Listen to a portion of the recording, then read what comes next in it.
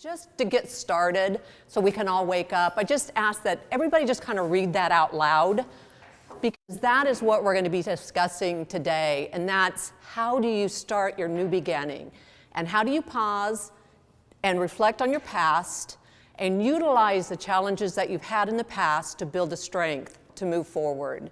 So if everybody would just take that and read that out loud real quick.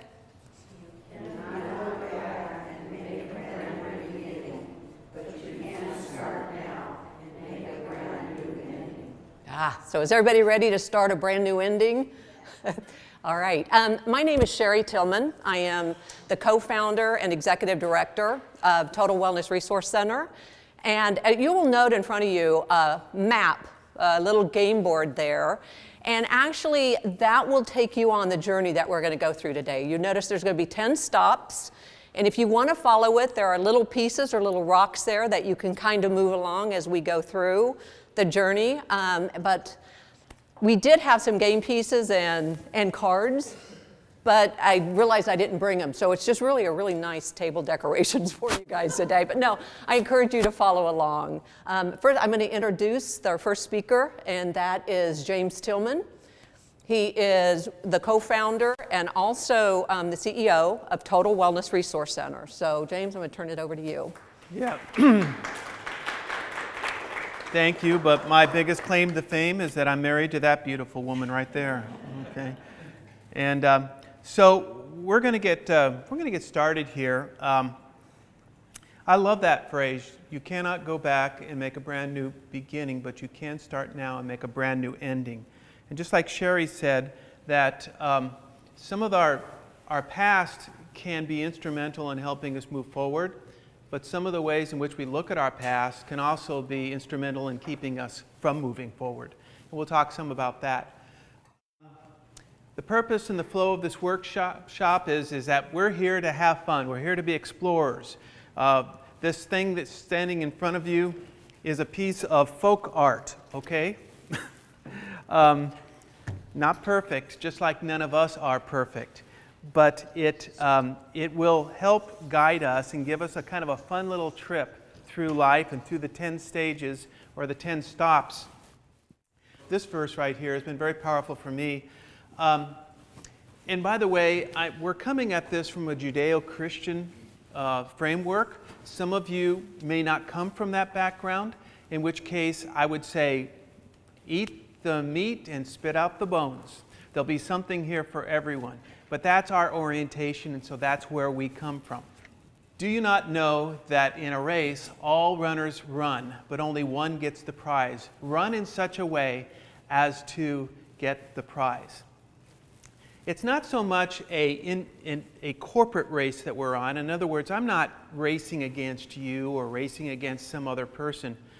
Really what we're doing here is that we have our own personal race. And this next verse gives me that confidence that the race, as the speaker said, he said that Martin Luther didn't have a dream, the dream had him. And just as this says, let us run with perseverance the race marked out for us. Everyone inside us, we have gifts and talents and abilities, and there is a race inside each one of us. There is a purpose inside each one of us that needs to come out. And I don't care if you are 5 years old or if you are 105 years old, there is something inside each one of us that we have a gift to this universe. We have a gift to this world. We have a gift to our family. So we're going to prepare for this trip. And the way we prepare is we're going to take a little quiz. And if you flip back in your book to the first page in the appendix, that's just after the slides, you'll see something called the Journey of Significance Quiz. So I would like you to take a few minutes right now and answer those questions on a scale of 1 to 5. Put the number in the box corresponding to the question, and then at the end, add up all your numbers. So if you didn't know, this is going to be a math test here, but add up all your numbers and then put down the total at the bottom. So, any questions? So, let's talk about it.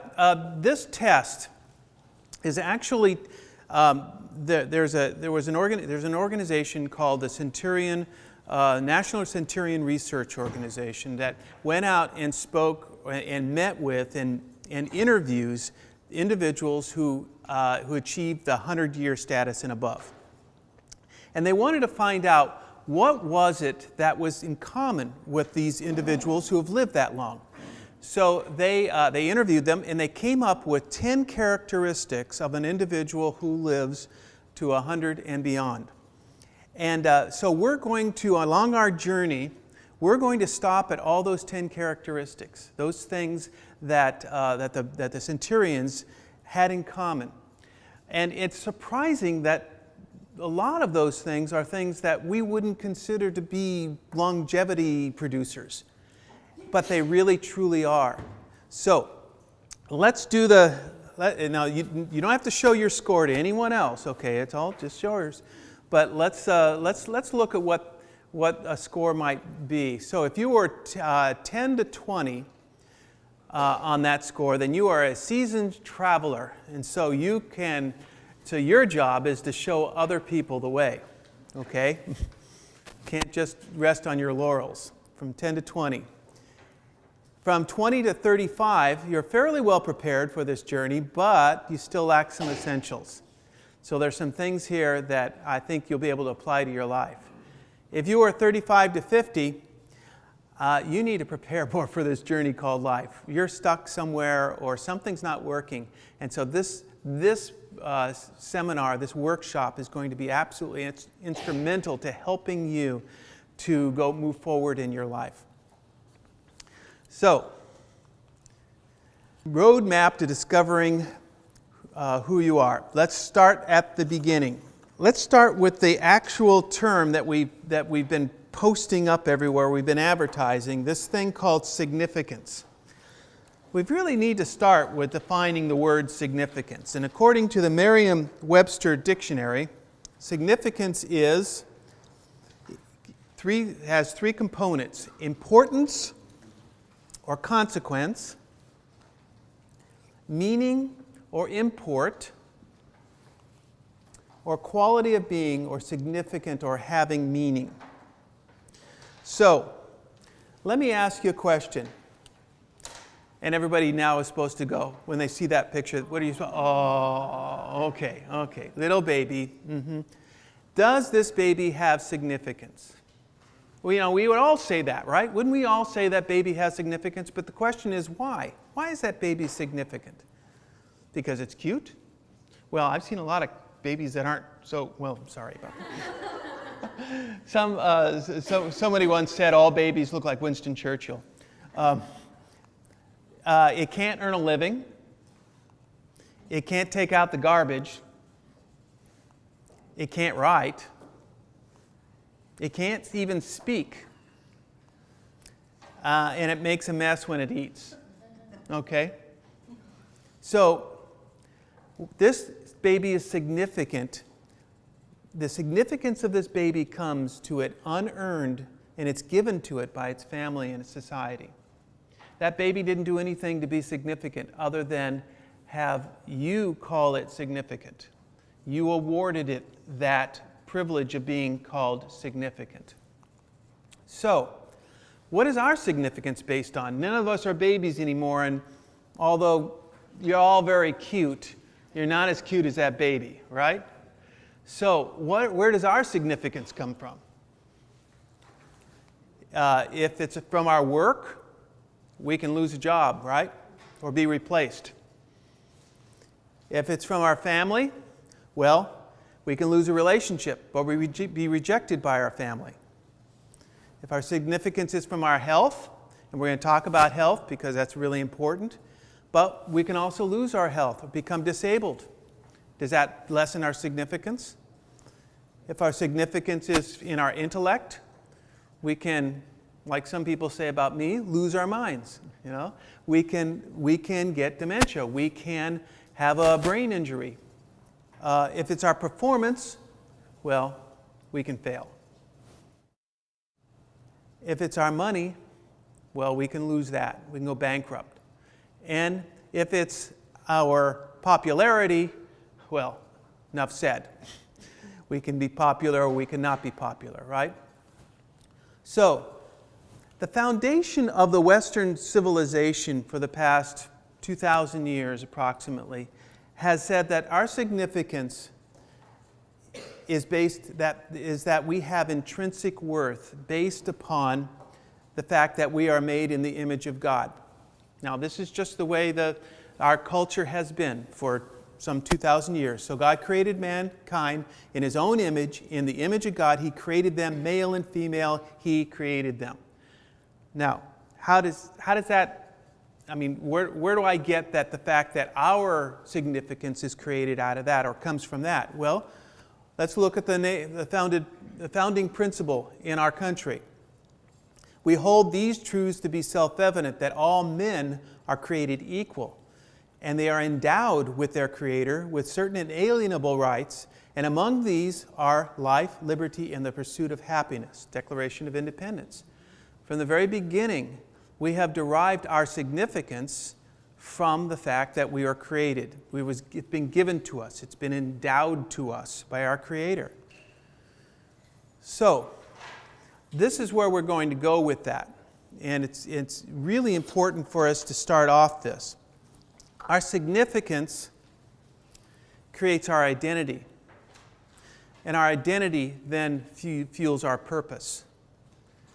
In other words, another way of saying this is we have to discover the why in order to understand the who, in order for us to understand the what. And so often we get these turned around backwards. It's what we do that defines us, rather than who we are and why we are that defines us.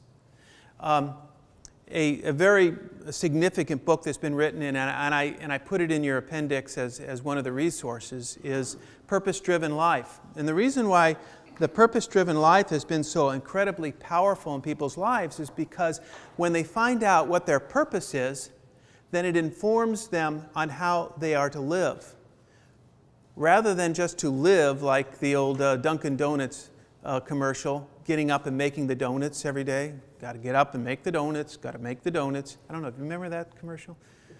Yeah, don't have Dunkin' Donuts out here. I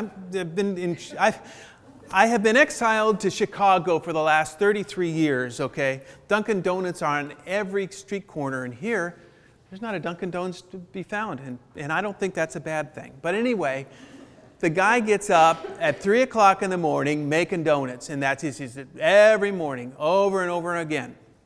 So often in our lives, we get up and just make the donuts. We don't even know why anymore. We're just making the donuts. So what our focus is going to be on is the why, the who, and the what. As Robert Burns said, the purpose of life is a life of purpose. In other words, we have to discover what it is that we are created to do, what we have in our gut, what we have in our personality to do, and we have to do it. And when we do that, we do it with much more power, much more enthusiasm, much more focus, and we do it a whole lot better. So, significance, just to recap, significance is discovering your true value and worth. Identity is seeing yourself with that value and worth. And purpose is what you do that reflects that value and worth. So often in my practice, and I my bio is in there, but I'm a licensed professional clinical counselor. And so I see a lot of people with a lot of issues in their lives. That's my job, okay? But most of the time, I'd say 90% of the time, the issues boil down to this, is how they see their value, their worth, their significance. And something is going on in their life where they have put their value and their worth, their significance, the who they are, the what they're doing, that has become their identity.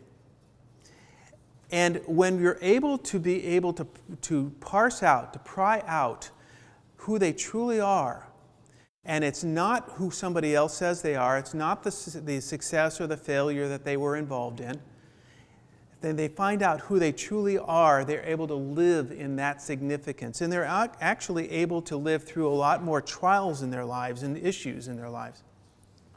So, the greatest limiting factor here, this kind of sums it up. The greatest limiting factor in your life will always be internal beliefs, not external obstacles. The greatest limiting factor in your life will always be internal beliefs, not external obstacles. External obstacles can be overcome. Internal beliefs will limit you, will keep you down, and keep you subservient. One of my very, very favorite quotes from a fellow who actually was from Illinois, Adlai Stevenson. He said this: "You will never lead a cavalry charge if you think you'll look funny on a horse."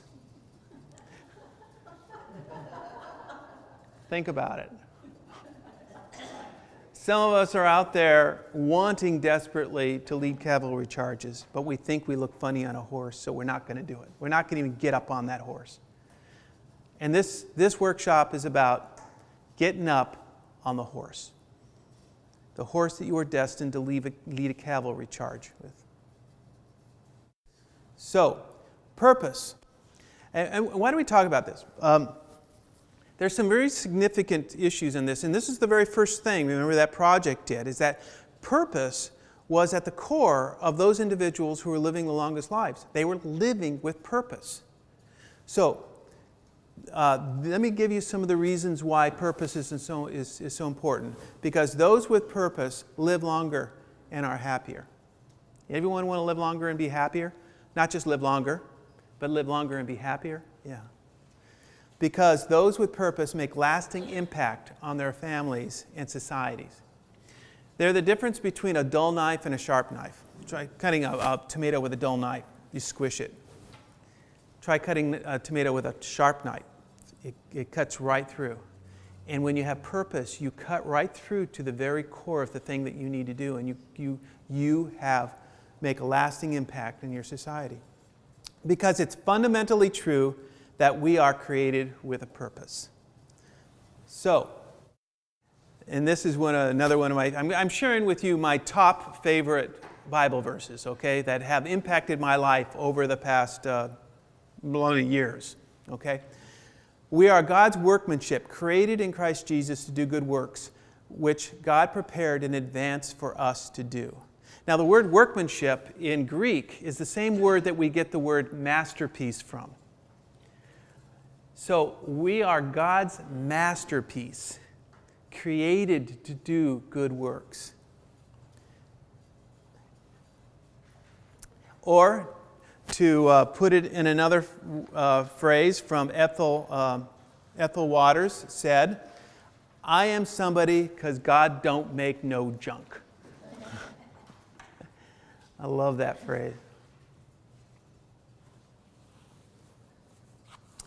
So, we're going to do a purpose worksheet right now. The why, who am I, what makes you significant?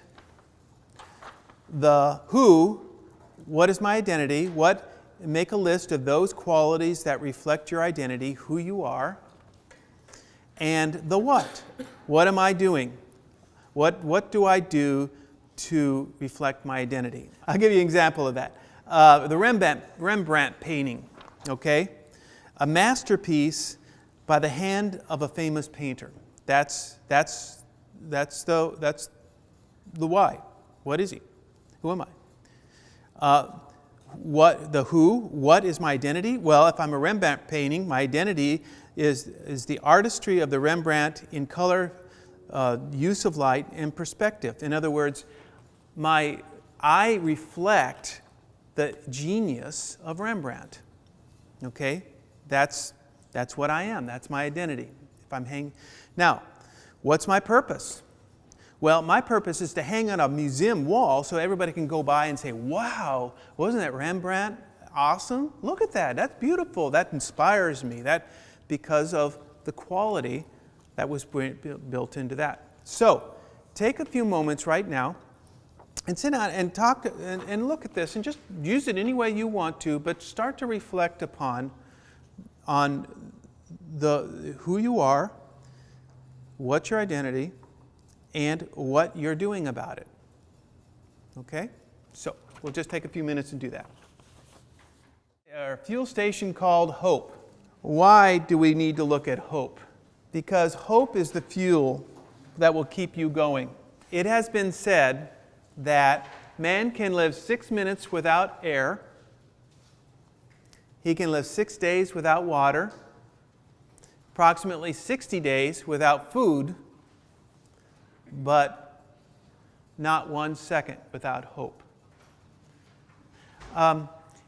Amongst the resources that I have back here, there is a book called A Man's Search for His Meaning, Viktor Frankl. A classic written in 1946. Viktor Frankl was a prisoner in a Nazi prison camp. And he was observing the various individuals as they came and they went.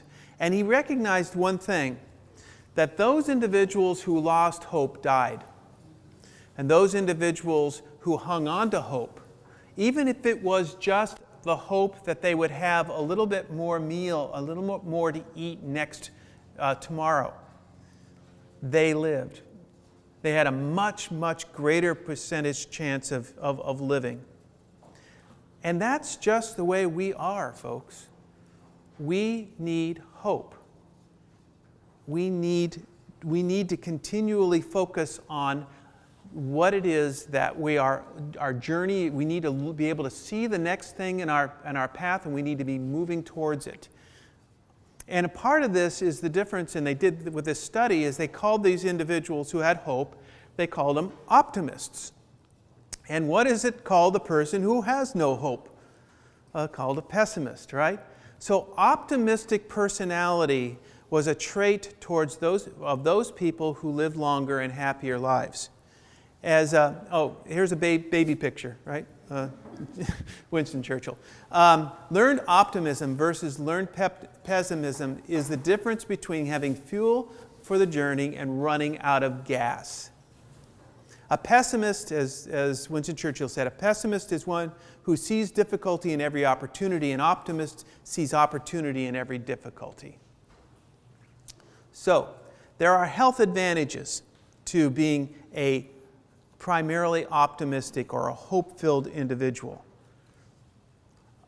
Dr. Peter Norvid, geriatric specialist, said this: optimistic people live longer, have closer personal relationships, and are able to deal with the negative things that happen to them in a way that allows them to continue to be able to be there for others so that others can help them.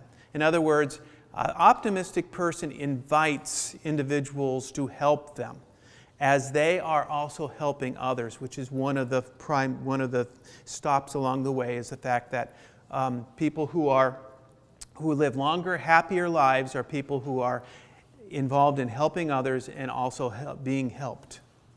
And then the Mayo Clinic researcher, Toshiko Murata, I think I got that name right, said this: even after adjusting for age and gender, pessimists had a higher mortality rate than those who tested as optimistic.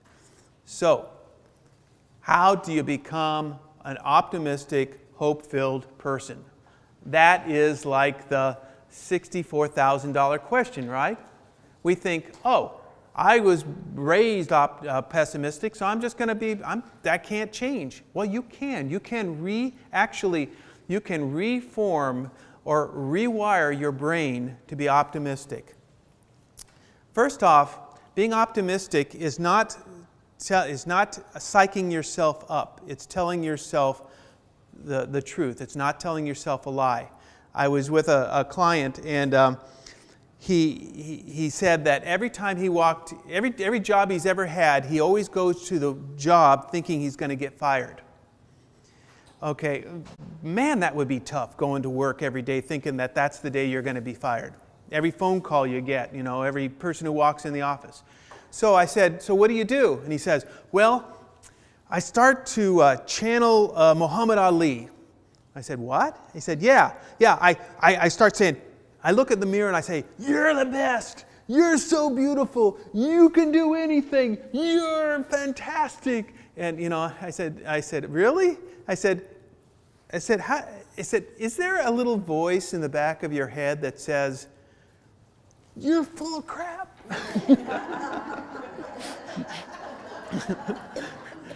He said, yeah. He said, yeah.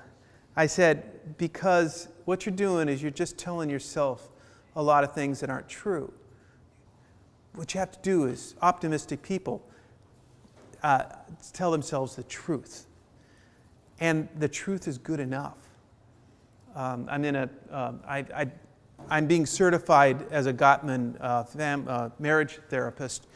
And one of the phrases, and he's an incredible researcher, has done 30 years of research on good marriages. And he said, what I'm looking for is good enough marriages. I'm not looking for, the pie in the sky, the movie star. We don't want to get into that. But I'm looking for good enough marriages. I want to help people get good enough marriages. And that's an optimistic person who's looking at good enough. Okay. Recognize how trials were handled in your family. Was there a confident expectation of the future? Learn pessimism is also true. You can learn to be a pessimist. Think about your family life. When there was a problem, when there was a trial, was there a sense of, we can do this, we can overcome this, we can make this happen? Or was there, oh, woe is me, things are going to be bad, oh, terrible, and you crawl under the table? Okay? Think about that, because that can be unlearned, but not if it's not recognized. Developing a life of feeding your soul good food. And the old phrase, G-I-G-O, garbage in, garbage out. Make a list. Feed yourself things that are going to actually move you forward in your life. And let your mind feed on that. Anybody do journaling? Anybody journal here? You got a few journalists? Okay. I've made a habit of journaling for the last 20-some years.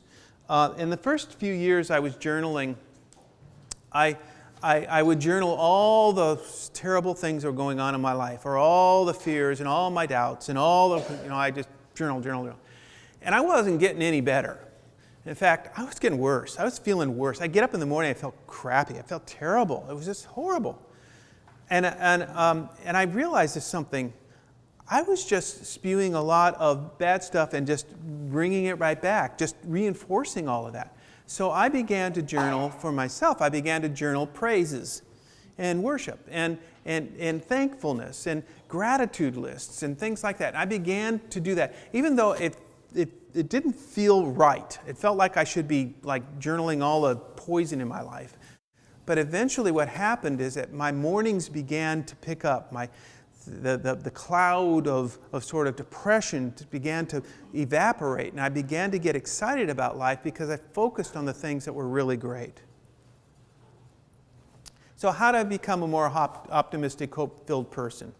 I also need to evaluate the impact of my current relationships on my mental state. If I am constantly around negative, whining, critical people, I'm going to pick that up. Now, I'm not saying you can't be around those people, because you'd have to leave the world and not to be around those people. You just don't. What is it? You can't make the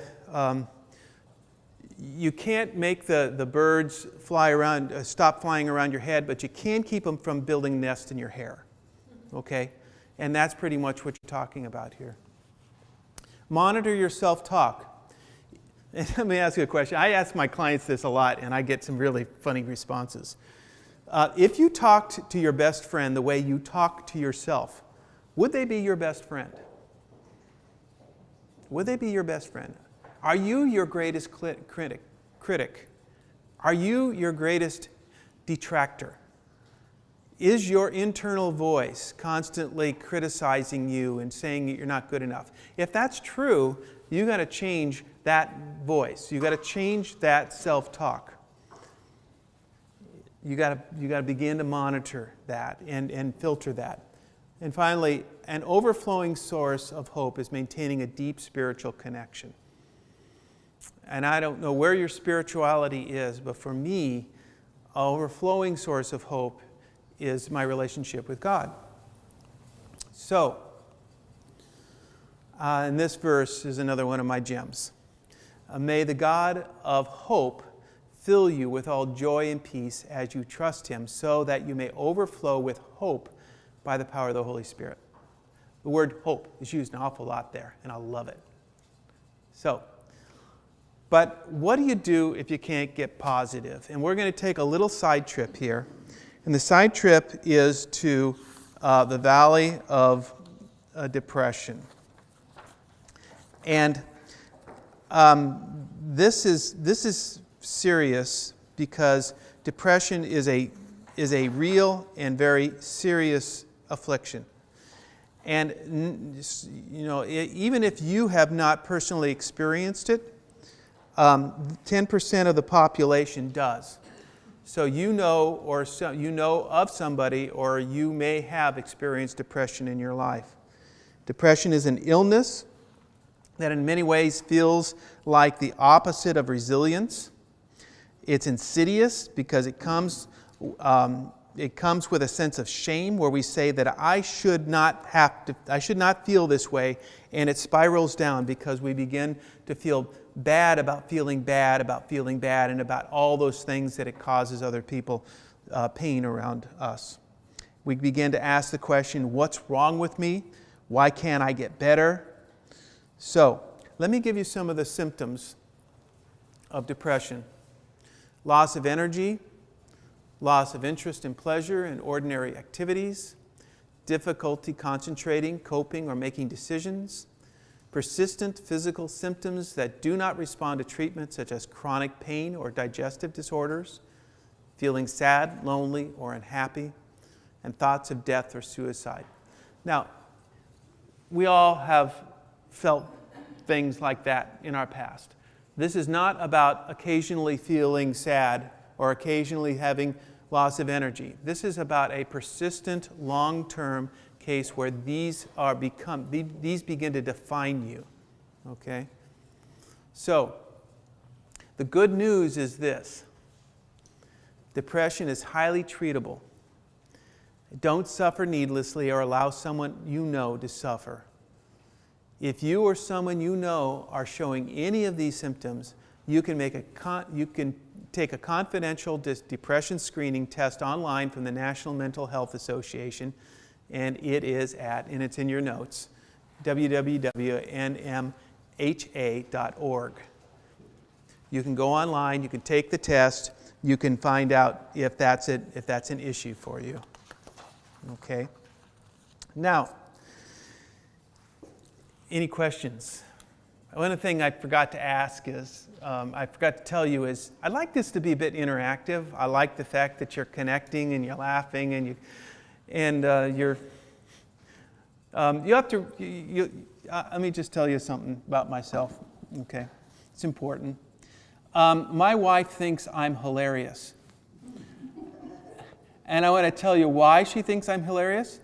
It's because I'm so not funny that I'm hilarious. Okay, so if you want to laugh at me for not being funny, or you're going to laugh at me for being funny, that's fine. But are there any questions of any of the things that we've covered so far, just to make sure that? Okay, we are moving on then from the Valley of Depression to what's next on the list? Mountains of Gratitude. Awesome. Woo woo. Okay. I personally think that that when they did the test for the octogenarians, this is one of the things that came out to become most powerfully representative of those who are living happy, long lives. They were basically grateful people. Okay? And it's taking pleasure in and being grateful for the big and little things in your life and along the journey. Now, why do we call them mountains? And fundamentally, when you're on a mountain, like here, several of you said that you walked into this church and you go, whoo, wow, that's Los Angeles down there, you know. I've never seen it from this perspective before. Well, that's what gratitude does. It changes our perspective.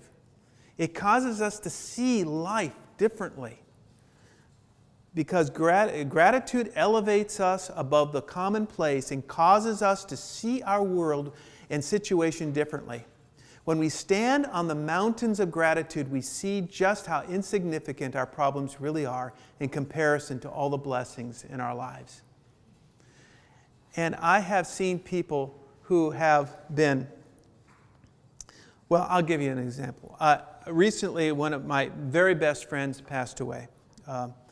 Had really difficult physical conditions for probably 5 years before he passed away. But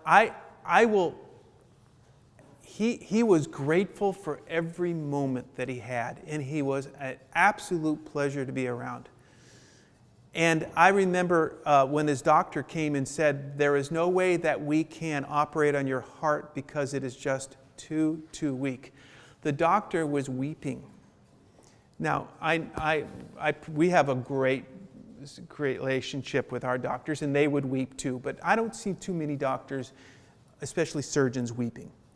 Why was he weeping? It's because my friend Mark said, I am so grateful for everything you have done, and I am so grateful for the opportunity of just even getting to know you. Thank you. He made it. It was like he lived right until he died. He lived right until he died because of his gratitude and his love and appreciation for even the little things in his life. So, even the Scripture says that we are to give thanks in all circumstances, for this is God's will for you in Christ Jesus.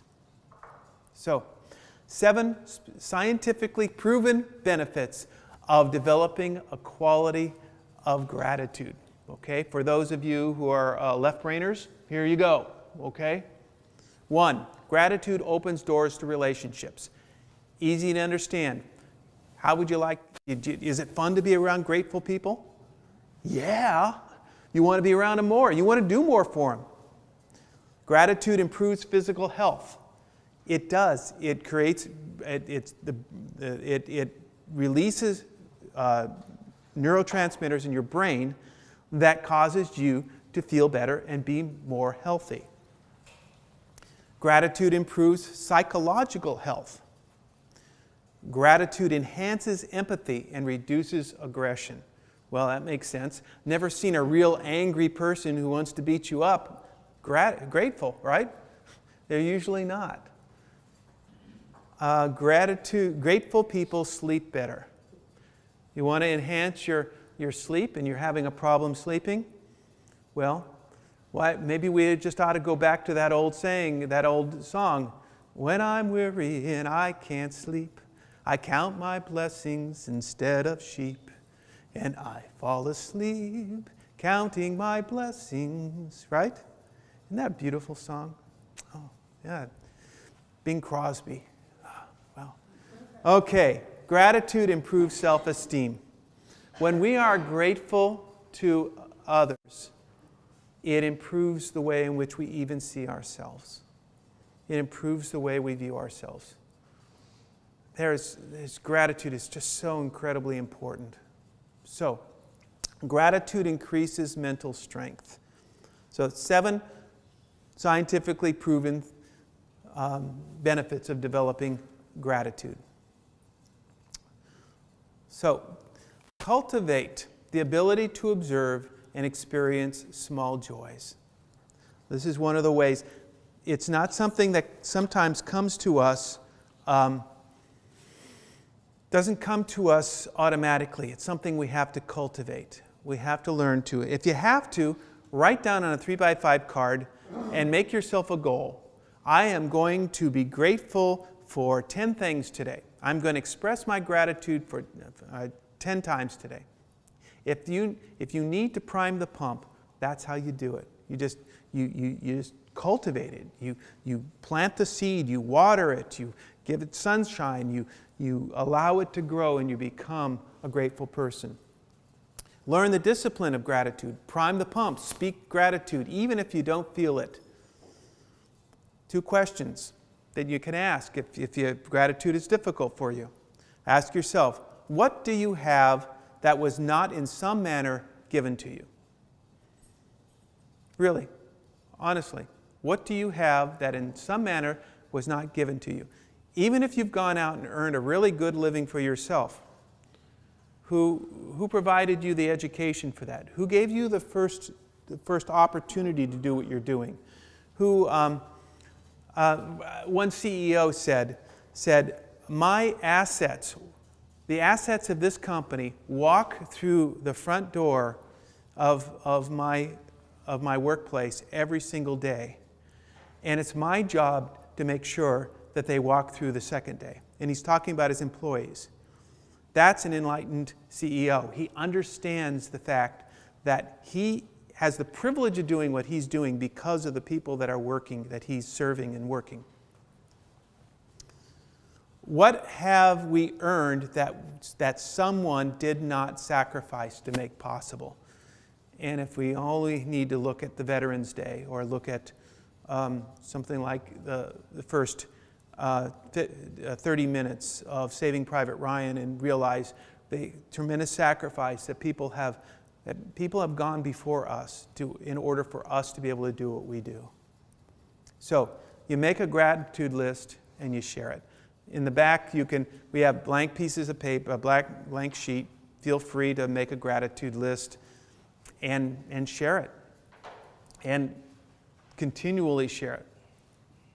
So, I'm grateful for, and you just fill in the blank.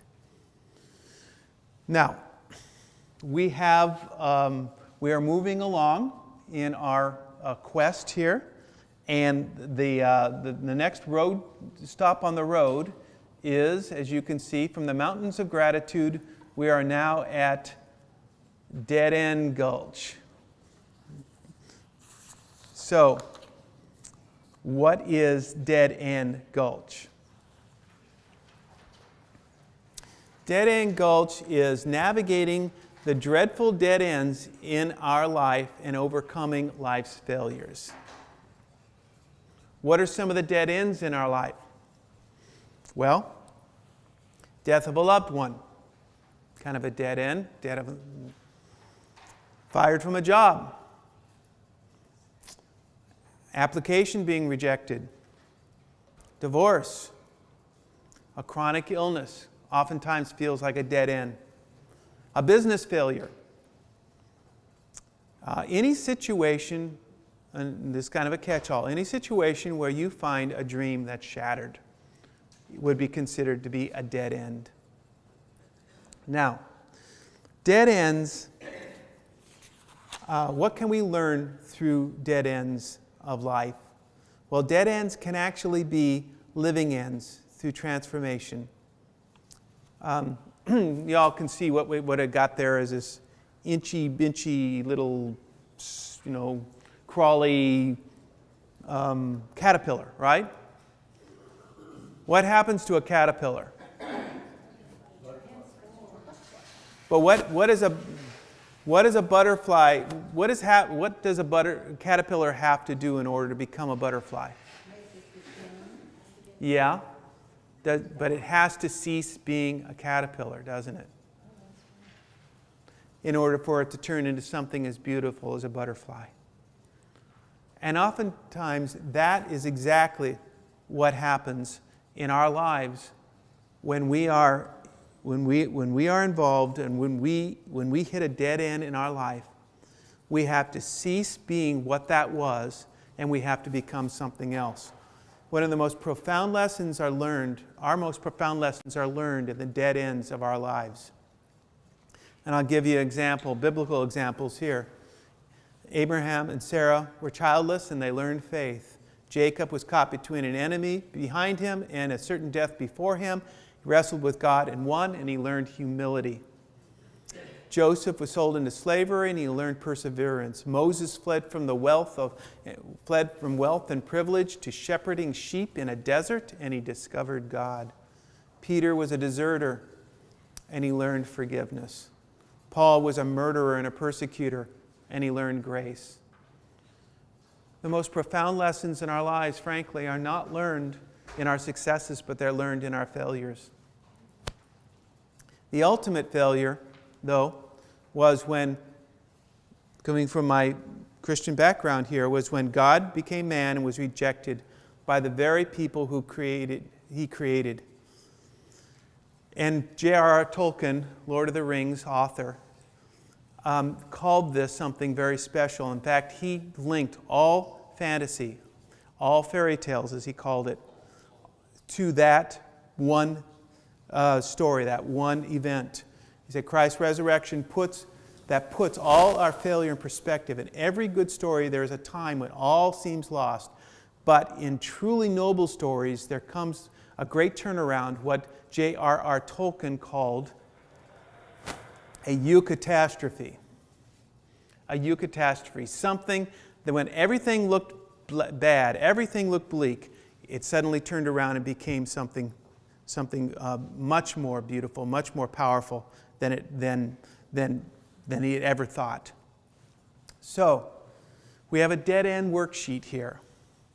And the dead-end worksheet is an opportunity for you to reflect upon a dead end in your life, how you saw that dead end, and what you learned from it.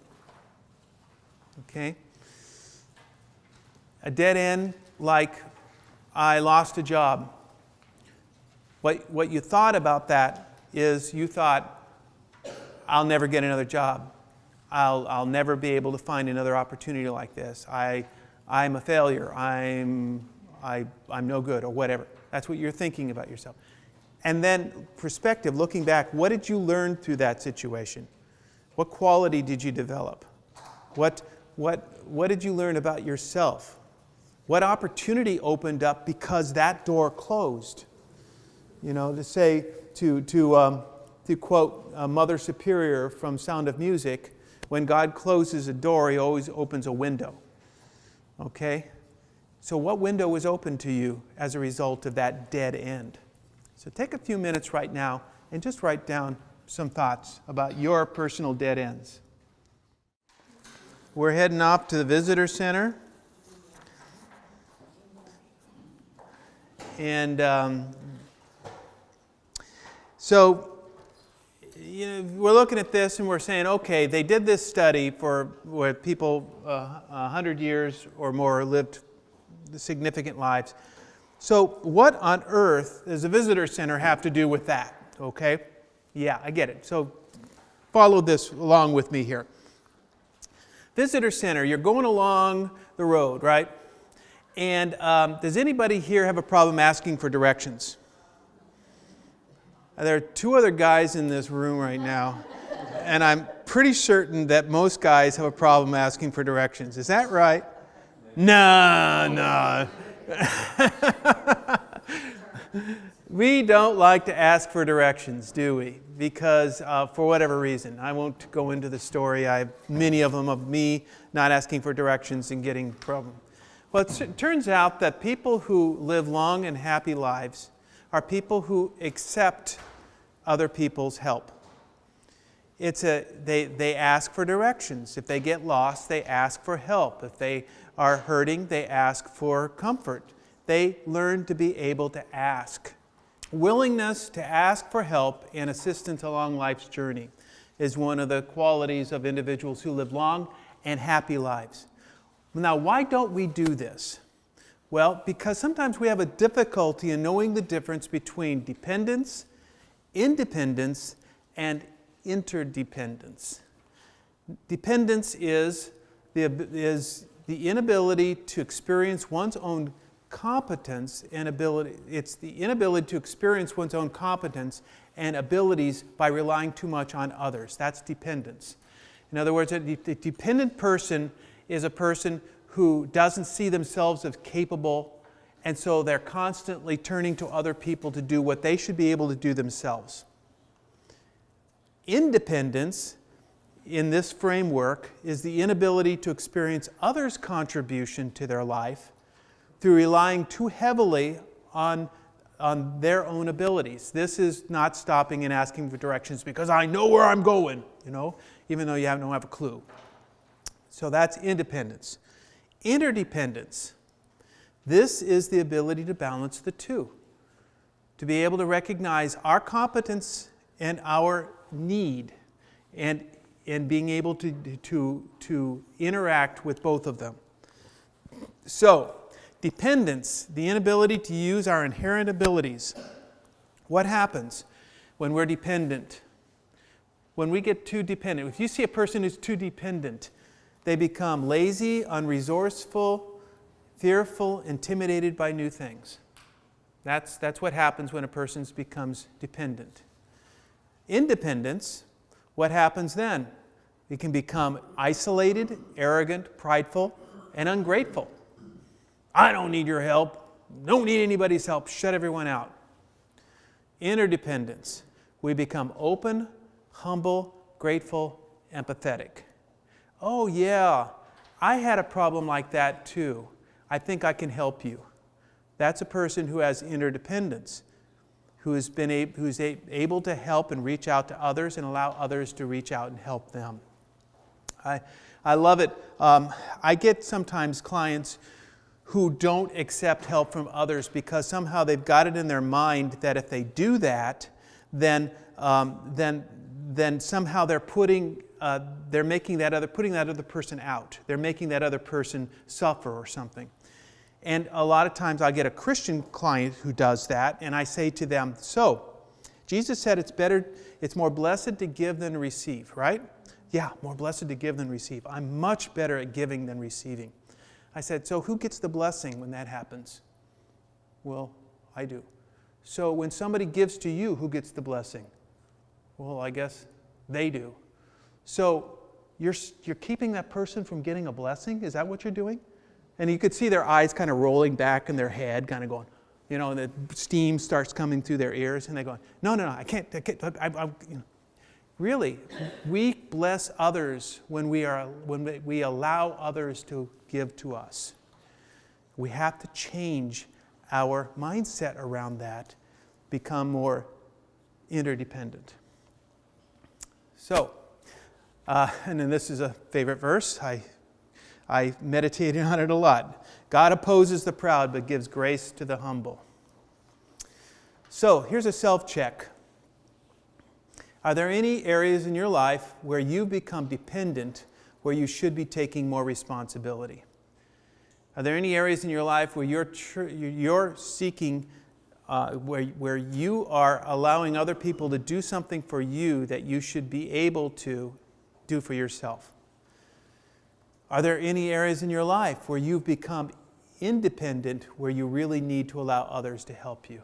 Are there areas in where you struggle, that you know you're just not good at, or you get stuck, and you're unwilling to step out and allow another person to help you, to show you the road, to walk along with you?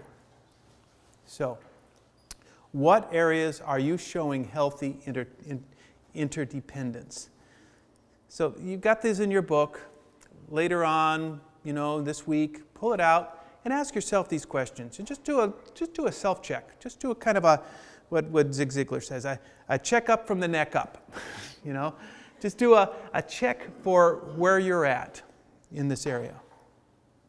Okay, now, some of us are caregivers. Some of us have been called to help others in our lives, and that's going to be the situation in our life as we become more independent, as we become more interdependent, as we help other people along the road. Sometimes we get a situation where we really have to help others. And finding balance in that is critical for our being able to continue along the road. So we're going to take a little side trip, and the side trip is stopping to help a needy traveler. And we're going to have Lisa Becker come up. She's with Heartlight. Awesome person. She's helped us along the road. And she's going to share with us briefly about how to be a caregiver and how to maintain your own health while you're being a caregiver.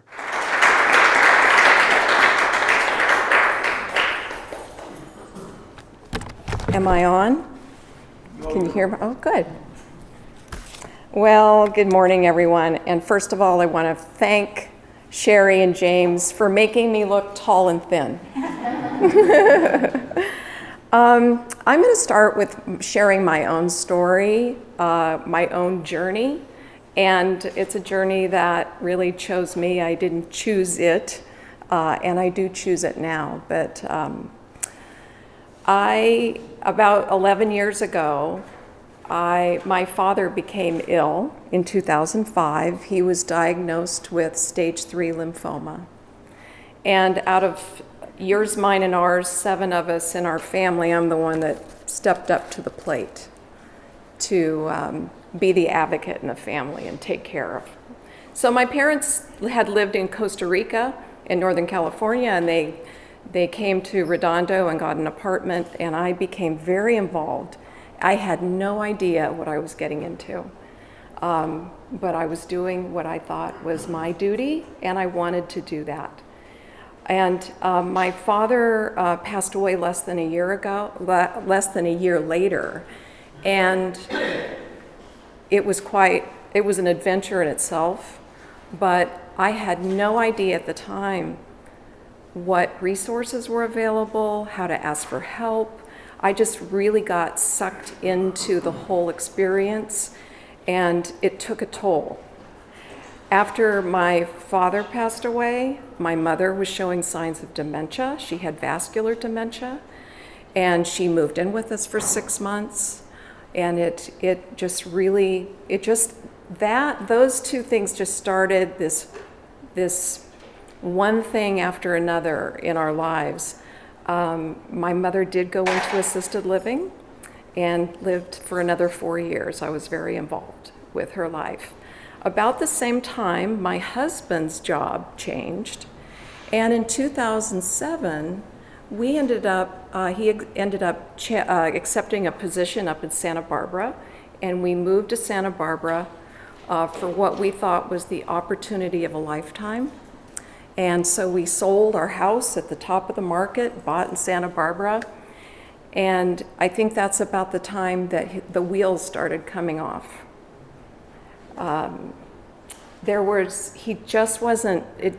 Something just wasn't right. And you know, when someone is showing signs of memory loss, it can happen slowly over time. And when it's your spouse, there's a lot at stake. And he lost his job in 2010, and we really didn't know why. There were all these changes that were starting to take place, and we just didn't know why. And denial's a powerful thing, especially when there's a lot at stake. So we sold our home. We were able to get, after 2008, after the changes in the economy, we were able to sell our home in 2010. And we ended up moving a few times, but he was having some problems with seizures, these small types of seizures, but they weren't very noticeable. But so we had gone to 2 neurologists up in Santa Barbara area, and even when we said these things are happening and his memory's being affected, they would say, we don't know, we'll just put him on seizure medication. And so we were really confused. And so you're just dealing with one thing at a time. We ended up moving to Sacramento to be closer to our family, thinking that maybe we could start over again. Maybe we could find affordable housing, buy a home again, and something still wasn't, something still was not right. And he just seemed to be spinning his wheels. And there were things that were right, and there were just something that was totally off. And about that time in 2011, I have 2 sons, and my youngest son was killed in a tragic accident. He was killed by a hit-and-run driver. And so I just really dove into the grief and my spirituality and my belief in God. And we still didn't know what was going on with my husband. And we attributed it to, is what's happening with him? Is it stress? He was still in his 50s, or he was in his early 60s still at the time. So we kept moving through that in the grief.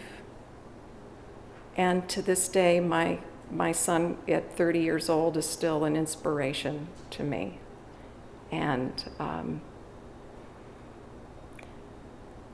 it wasn't until my husband accepted a job in Los Angeles, and I kept saying, "Are you sure you want to move back to Los Angeles? You're going to have a long commute, and we're going to have to move once again, and we're probably never going to be able to buy another home." And he was just obsessed with getting another job and working. And there just didn't seem a lot of reasoning to get to that decision. So we moved back to Redondo 5 years ago. And we're in our old neighborhood, because I said, if we're going to move back to Los Angeles, I cannot adjust. We moved 4 times in 3 years. Within 6 months, he lost another job. He lost the second job, and I watched it coming. And in my years of being a consultant and a coach, and knowing enough about HR, I kept saying, you need to get to the human resources department. He had a boss that just had his number, and he was an attorney. He was an attorney that was so bright and so validated for so many years for what he did. He just couldn't stick up for himself. Something was off. So he lost that job. And that was, we're talking about life's journey and the life's ups and downs today. And how many times we've hit a roadblock or that dead end. And, a lot of people say to me, you have a lot of courage and you're strong. It's like, sometimes you're just backed into a corner. It's either you're going to go crawl in your closet and suck your thumb in a fetal position, or you're going to get up and you're going to choose to live. And today's about choosing to live. So I was kind of at my wit's end, and this was in 2012 by then. And I didn't know, my husband had lost 2 jobs, I'd lost a son, what am I gonna do? Where's my North Star? And so I started seeing a therapist. And fortunately, the therapist had mentioned, it's like, maybe your husband should see a neuropsychologist. So he did.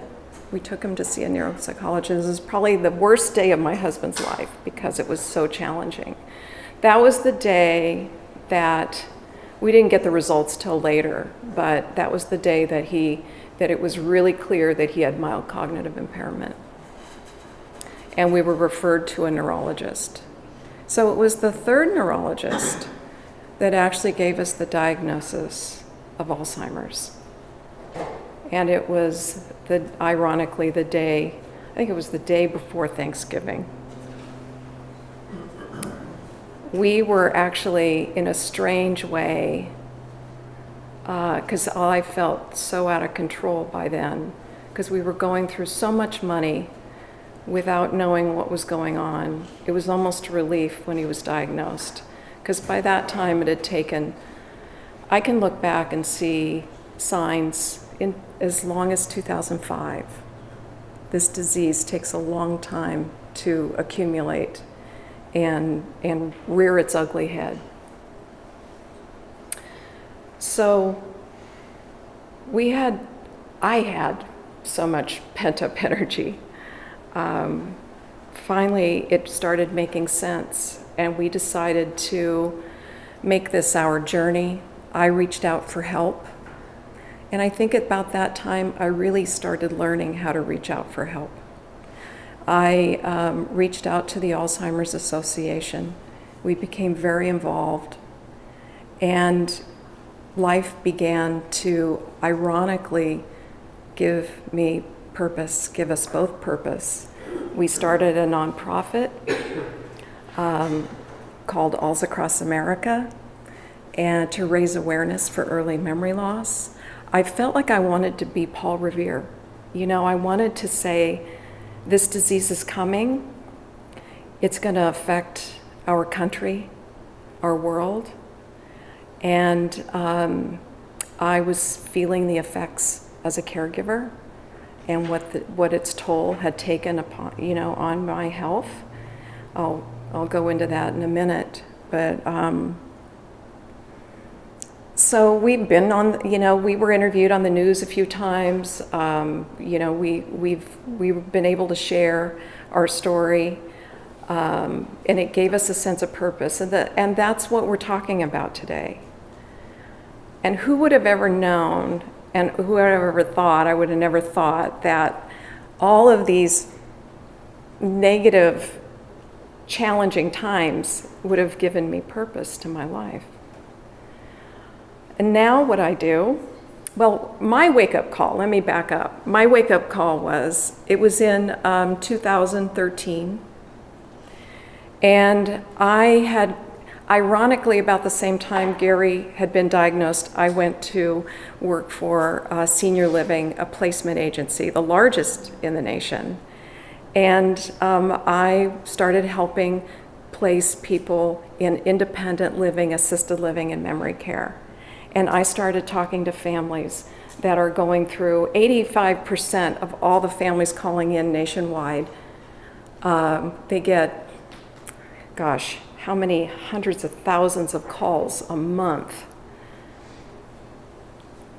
85% were all dementia. And you start wondering what's happening out here, what's going on.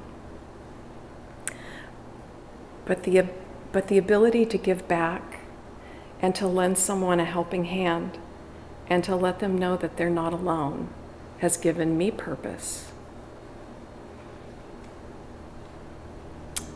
So my wake-up call was one night I came down I worked out from my home. I still do, I'm with a different company, but I came down and my heart rate started racing because I was working 6 days a week on the phone with hundreds of families, and I came downstairs home from work to be with my husband who has Alzheimer's. And after about 3 hours, my resting heart rate was 160 beats a minute. And I had to call 911. And I knew when those sirens were coming, they were coming for me. And I spent 2 nights in the hospital. And the next morning, the cardiologist came in, and he sat down on the bed and he took my hand and he said, "This is your wake-up call." He said, "You're lucky this time, you're fine. But next time, you might not be. You have to make some changes in your life." And when he left the room, I wept. I knew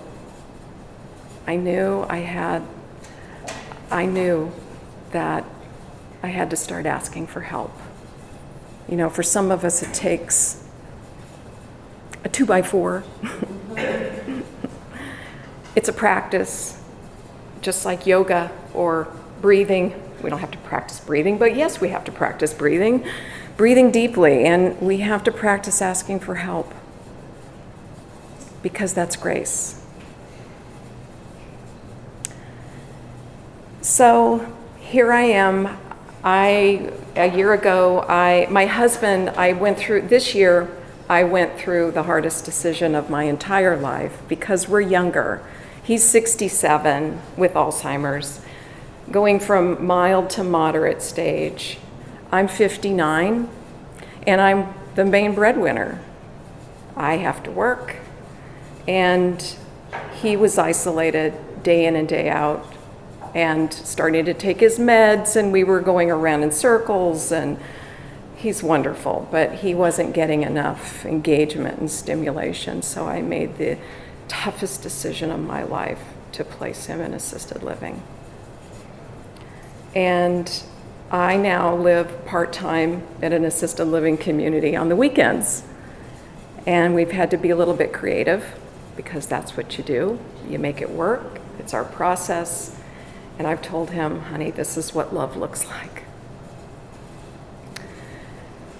So last year I joined a company called Heartlight Referral Service. And there are 3 of us in the company. Heartlight's been around for 20 years, serving the greater Los Angeles area. And it is such a privilege to be able to work with families and help them in any way that I can, in any way that I may serve them and our community. And it's just an honor and a privilege that the work that I do, you all have a brochure.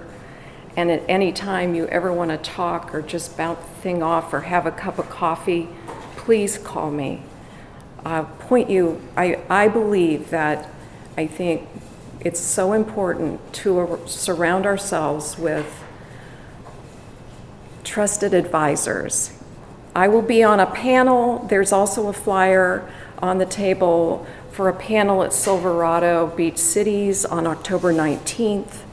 I'm on this wonderful panel with, we have financial people, we have elder law attorneys, we have a geriatric care manager, and a fiduciary.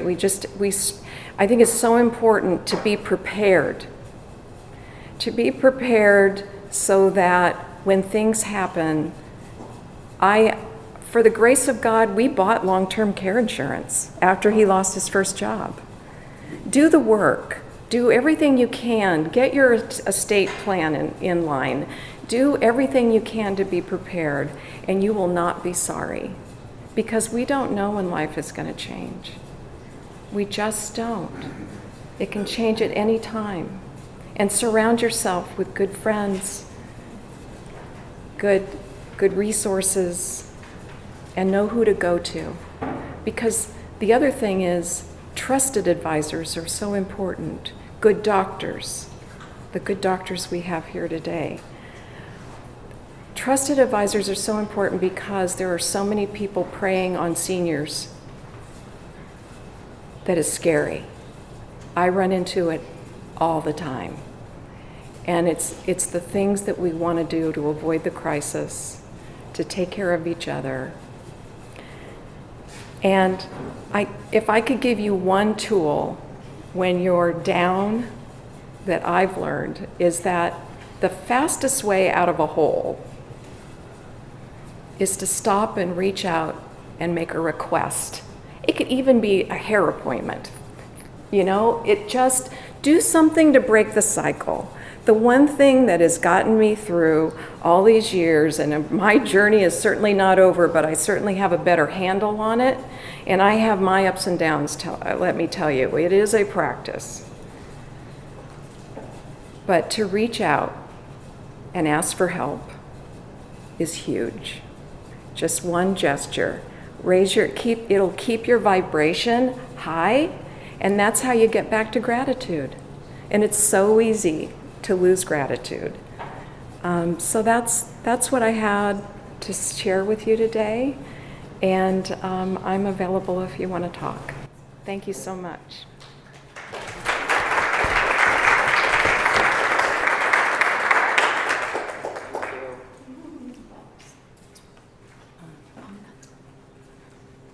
We all have our individual journeys.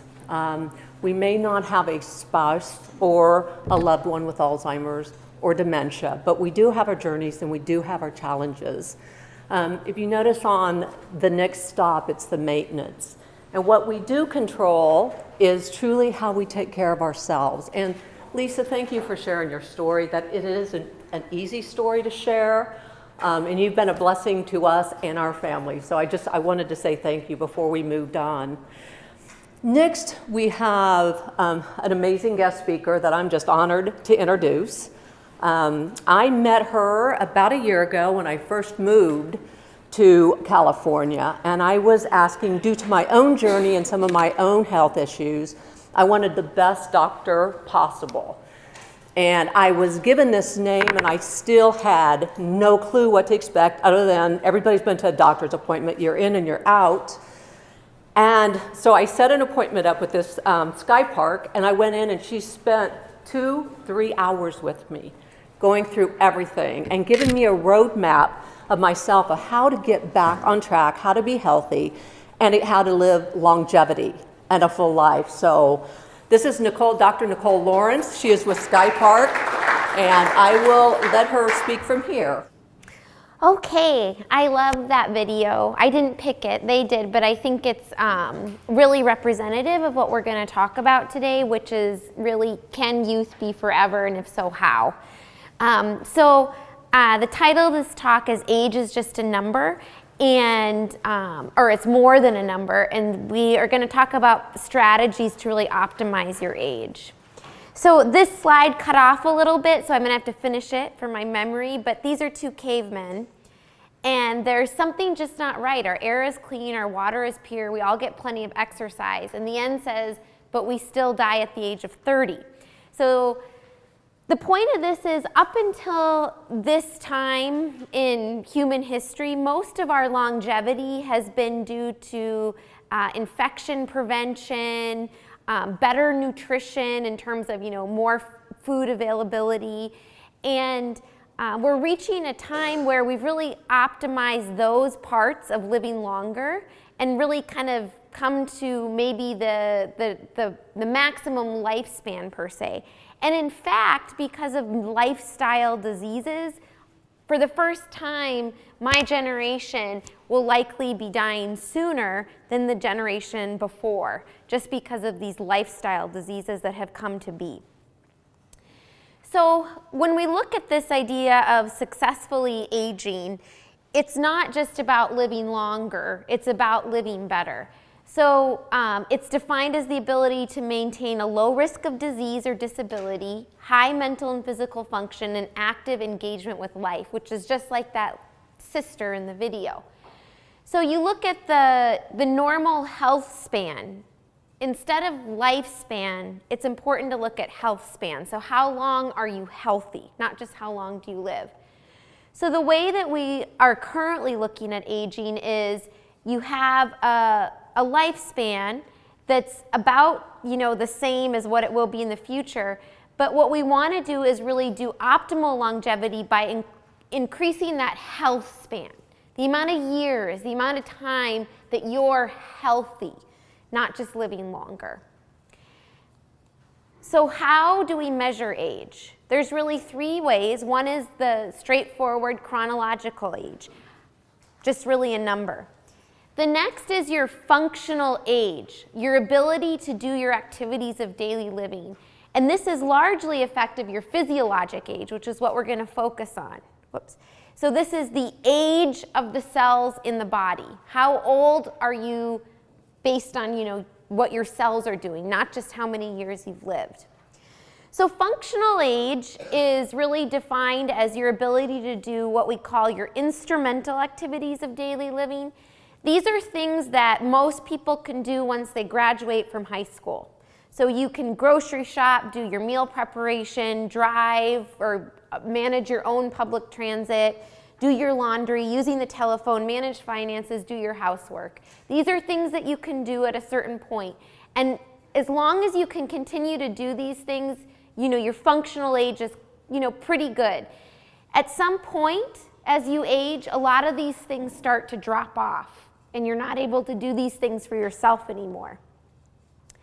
And then there's something called your basic activities of daily living, which are even more basic. Things that you could do by the time you finish kindergarten. Bathing, dressing, toileting, transfer, grooming. And you can rate the level of assistance by this. And once you're not able to do these, this is when you really usually need a caregiver or need to move into boarding care or a nursing home. Physiologic age. So this is, how does someone get from being a baby to that old man? What is actually happening? Or you look at the presidents. What happened in those 8 years that the presidents went from looking young, vibrant, and healthy to just old and sick? Like what is happening on a fundamental level? Well, it's an interaction of things. One is your genes, and that's really a misnomer because it's actually all about your genes. But what I mean by genes in this sense is your inheritance, how much you inherit. It's about 25% of determining your health span and your lifespan. And that's a matter of luck. But the other, 75% is really lifestyle factors. And that includes physical activity, diet, your exposures, things like sun, smoking, any toxins in your environment, and then the comprehensive medical care. People do not live as long in Africa because they don't have the medical care that we have. So there are other elements aside from your genetics or your inheritance. So looking at, this is small, but it illustrates a point. So the New England Centenarian Study, which James mentioned, is a study of people in this country who have lived to be greater than 100. And it's also specifically looks at identical twins because it wants to say two people that have the identical genetic makeup, lived in the same womb environment, grew up in the same home, had essentially the same genes. How does it differ and how long they live? So that's the, looking at the lifestyle. So below here on the lowest, on the lowest one here, these are a list of genes. So these are a list of characteristic genes that these people are born with. And this one right here, it's called the FOXO3A. People who have lived to be 110 have this gene at an incredibly high frequency, just as a matter of luck. And if you look, they get cancer later, they get cardiovascular disease later if they have this gene. And as you'll find out as I go on in this talk, where aging is really, age management or preventing aging is really going is how can we reproduce this gene in people that don't have it? How can we optimize that? So people that live greater than 110 just have this, and they're lucky. Okay, there are a lot of things that happen, the reason that we age on a cellular level. So, we're not going to go all through this because it's detailed science, but why we age is no one thing. It's multiple gene protein interactions on a cellular level. But what we're trying to do with our own interventions that we have control over and what scientists are trying to do in creating new medications is really target these components to see how we can modify how long we live. And we really can, which is exciting. So as you age, there's a whole list of things that seem to happen inevitably, unfortunately. And this is a list of it. So if you think about when you're born, you have 100% sort of organ function. And as the years go down, things just start to go down with it. Your cardiac index, your lung function, your kidney function, how much you can exercise, it all just starts to decrease. And this is irrespective of what you do in your lifestyle to some degree. You can try to modify it, but we just see that as you age, these organ systems start to decrease. It gets kind of depressing, except what can you do about it? Well, there's a lot. So one is avoiding UV radiation, smoking, toxins. Another part is psychological well-being and avoiding social isolation. People who live longer have better social support networks.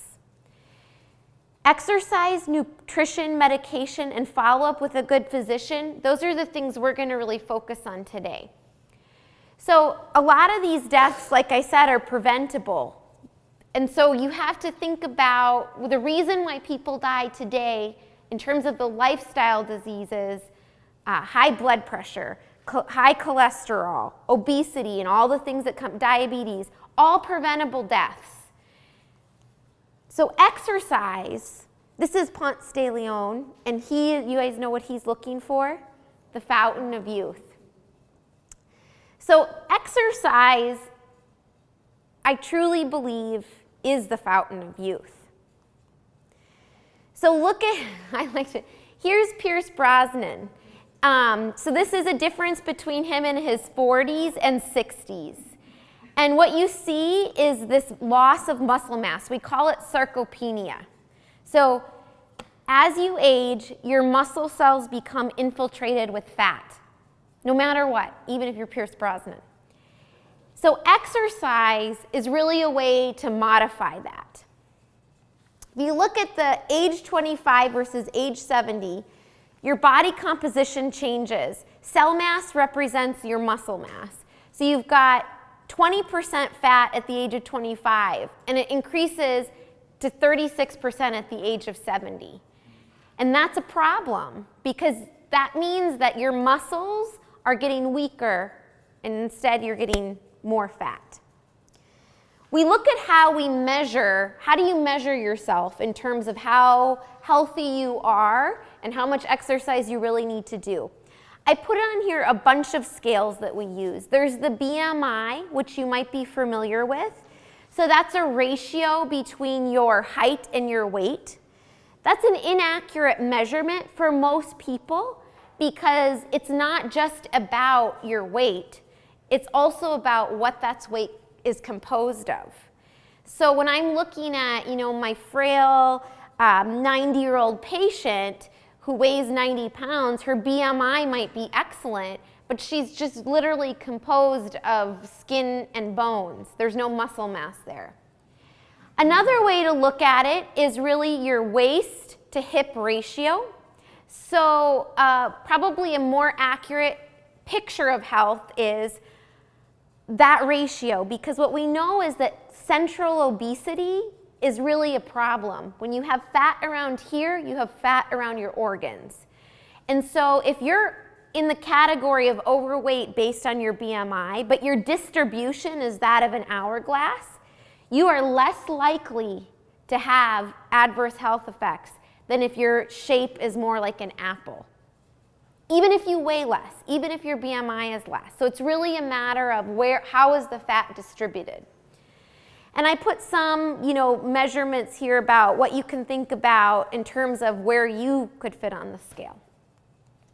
Okay, so is aging this chronic exercise deficiency? I talked about a lot of the different characteristics of aging. As you age, your fat mass increases. Your bone mineral density goes down. Your VO2 max, that's a measure of your respiration, goes down. Your muscle strength goes down. Your glucose tolerance goes down. That's insulin sensitivity goes down. Those are things related to diabetes, and your cholesterol goes up. These are findings with aging. But if you look on the other end of it, exercise modifies all of these characteristics. So if we could really get people to exercise in the way that they need to, we could dramatically affect aging overall. So fat, I put this in yellow because it represents fat, but I don't know how well you can see it. So fat is a marker of all these diseases. And people don't always put the pieces together. My partner, Dr. Lagrilius, and I were just talking about a patient. where you go down their list of health problems and every one of them can be marked to obesity. And people don't get it. They don't know their osteoarthritis marked to obesity, their cancer, their breast cancer, their endometrial cancer, all of those come down to obesity. Because fat is not just a thing that sits on your body. It's a hormone, it's an organ. It produces proteins, it produces hormones that affect your whole body. So when we think about fat, it's not just the way you look, it's more than that. There's a very deep problem with obesity that affects your overall health. So what kind of exercise can you do? So there's 4 types that you really need to focus on. And this is also something I work a lot with my patients on because they think they do one aspect of it, which is usually the endurance, and that they're done. But it's not true. There are 4, components to exercise you need to focus on. So endurance exercises, that's aerobic activities. That's walking briskly. You should be a little bit short of breath. So you should work on this idea. You can still talk, but you're feeling some shortness of breath. Brisk walking, yard work, dancing, swimming. So that's one aspect of it. Strength exercises is a second part. Lifting weights, using a resistance band, or even using your own weight. If you think about it, you're probably, at least 100 pounds of weight yourself.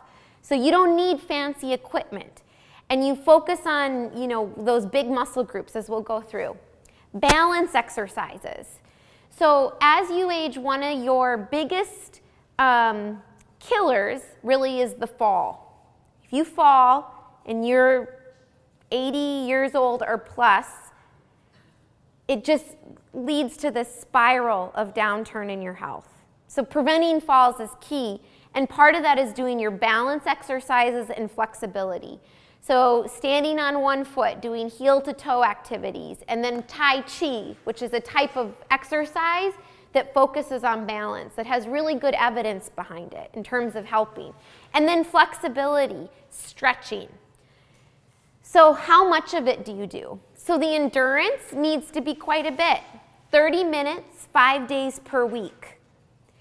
The strengthening is at least 2 times per week, and you're going to be doing 10 exercises on major muscle groups. Your biceps, your quadriceps, your hamstrings, your calves.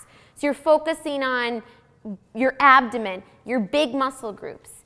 You do 10 to 15 repetitions per exercise.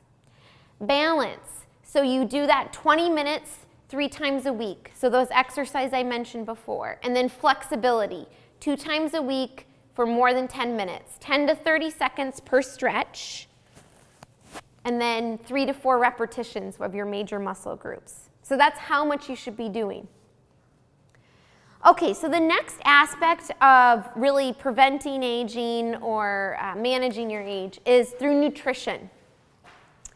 A Mediterranean diet reduces your risk of Alzheimer's disease by 34 to 48%.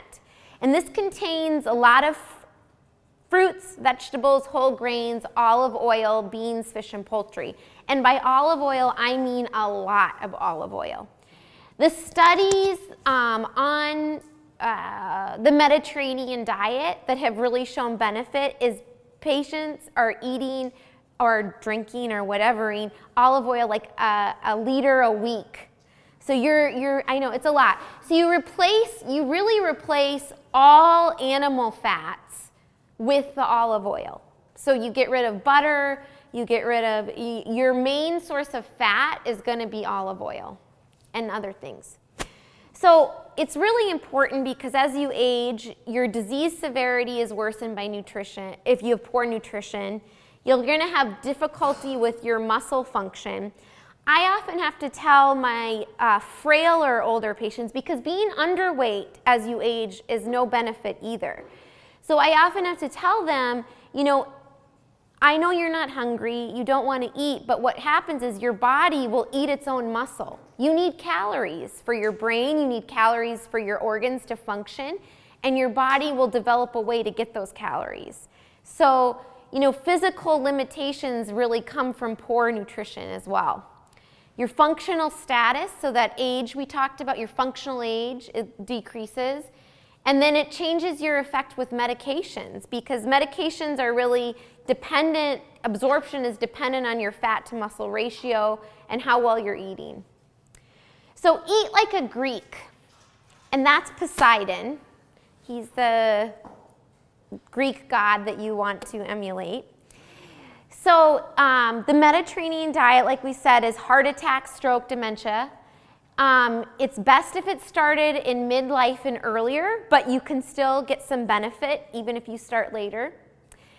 It's based on fruits, veggies, whole grains, olive oil, beans, nuts, legumes, seeds, herbs, and spices. So you limit your salt and you really focus on the taste of the food is from spices and herbs. You eat fish at least twice per week. You eat some cheese and yogurt, so you limit kind of the animal. You eat some poultry and eggs, and you eat red meat very sparingly. So this is an example of some really good foods that are on it, that, you know, the fruits, the vegetables, the nuts, and then it kind of goes through some of the benefits of it. And then I put in here just some 3 tips to think about too. No diet works if it's not going to fit your life. And I mean that. It's very challenging to do a diet that consists of shakes or some other hocus pocus, whatever the latest craze is in diet. It will not work for you in the long term if it does not work with your lifestyle. You start something, you can't finish it if you're not going to be able to eat a shake, you know, when you're out at a party. So I always tell everything is okay. There is no food that should be off limits in life, but everything needs to be in moderation. So just follow that idea. Save half your plate for fruits and veggies.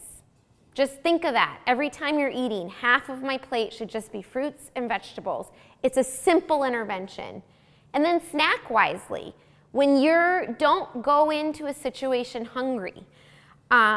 Today, for example, I anticipated there would probably be food here, but I wanted to eat breakfast first because I didn't know what it would be. Does that make sense? Like, I didn't know what would be here. And I didn't want to put myself in a position where I was hungry and all that was available was bad snacks. So just preparation is part of it. Okay, so this is an interesting side route on something called caloric restriction.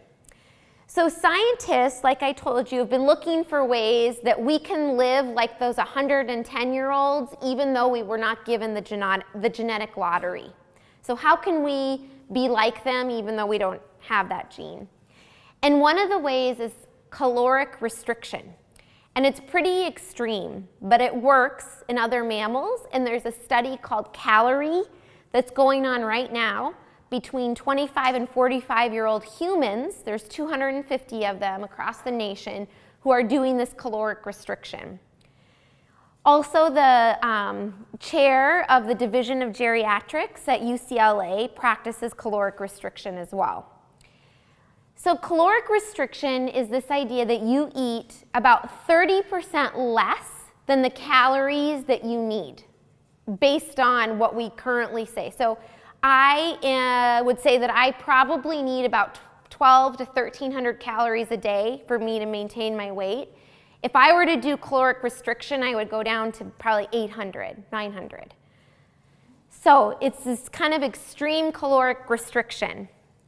And as a result, people age slower. The reason that we think this is on a physiologic level is based on evolution or reproduction. So you age slower because the goal of our species is to reproduce. And in a time of hunger, in a time of famine or need, your biological clock says slow down, we don't have enough food, you're going to need to reproduce later for our species to go on. So it'll slow down the cellular aging process in the hopes that when a time of hunger is over and there is a feast again, you can then still have the possibility to reproduce. So that's the biologic basis for it. So this is a monkey, and this is the most similar human type study that we have looking at caloric restriction. This monkey is Kanto, he's 25, versus Owen, who's 26. So I showed this to my husband, and he's like, you know what, Kanto looks really sad. And he looks hungry, and he's like, I just doesn't seem worth it. And I tend to agree. You know, life isn't worth living if you can't eat. I mean, like, who wants to eat 900 calories a day? Nobody. That's not fun. But this has led us to a second revolution. So we can't, who wants to do caloric restriction? Is there other things that we can do? And the answer is yes. They're not quite so miserable. Okay, I want to take a brief talk about vitamin, mineral, and multivitamin supplements. This is just a one slide. You know, the evidence for most of them are conflicting. The studies on the quality of these supplements are not great. Vitamin E has no effect. There's not a lot of enough evidence to make recommendation on other multivitamins.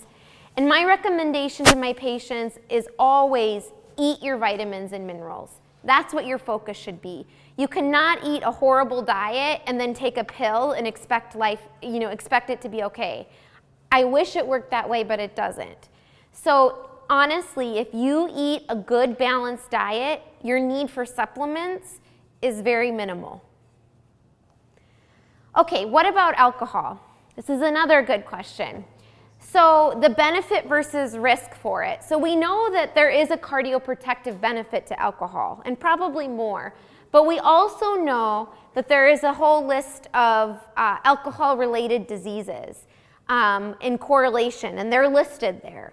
So like I have the discussion with my patients who have obesity, I also have the discussion with my patients who drink too much alcohol, where I can link a lot of their diseases to their overuse of alcohol.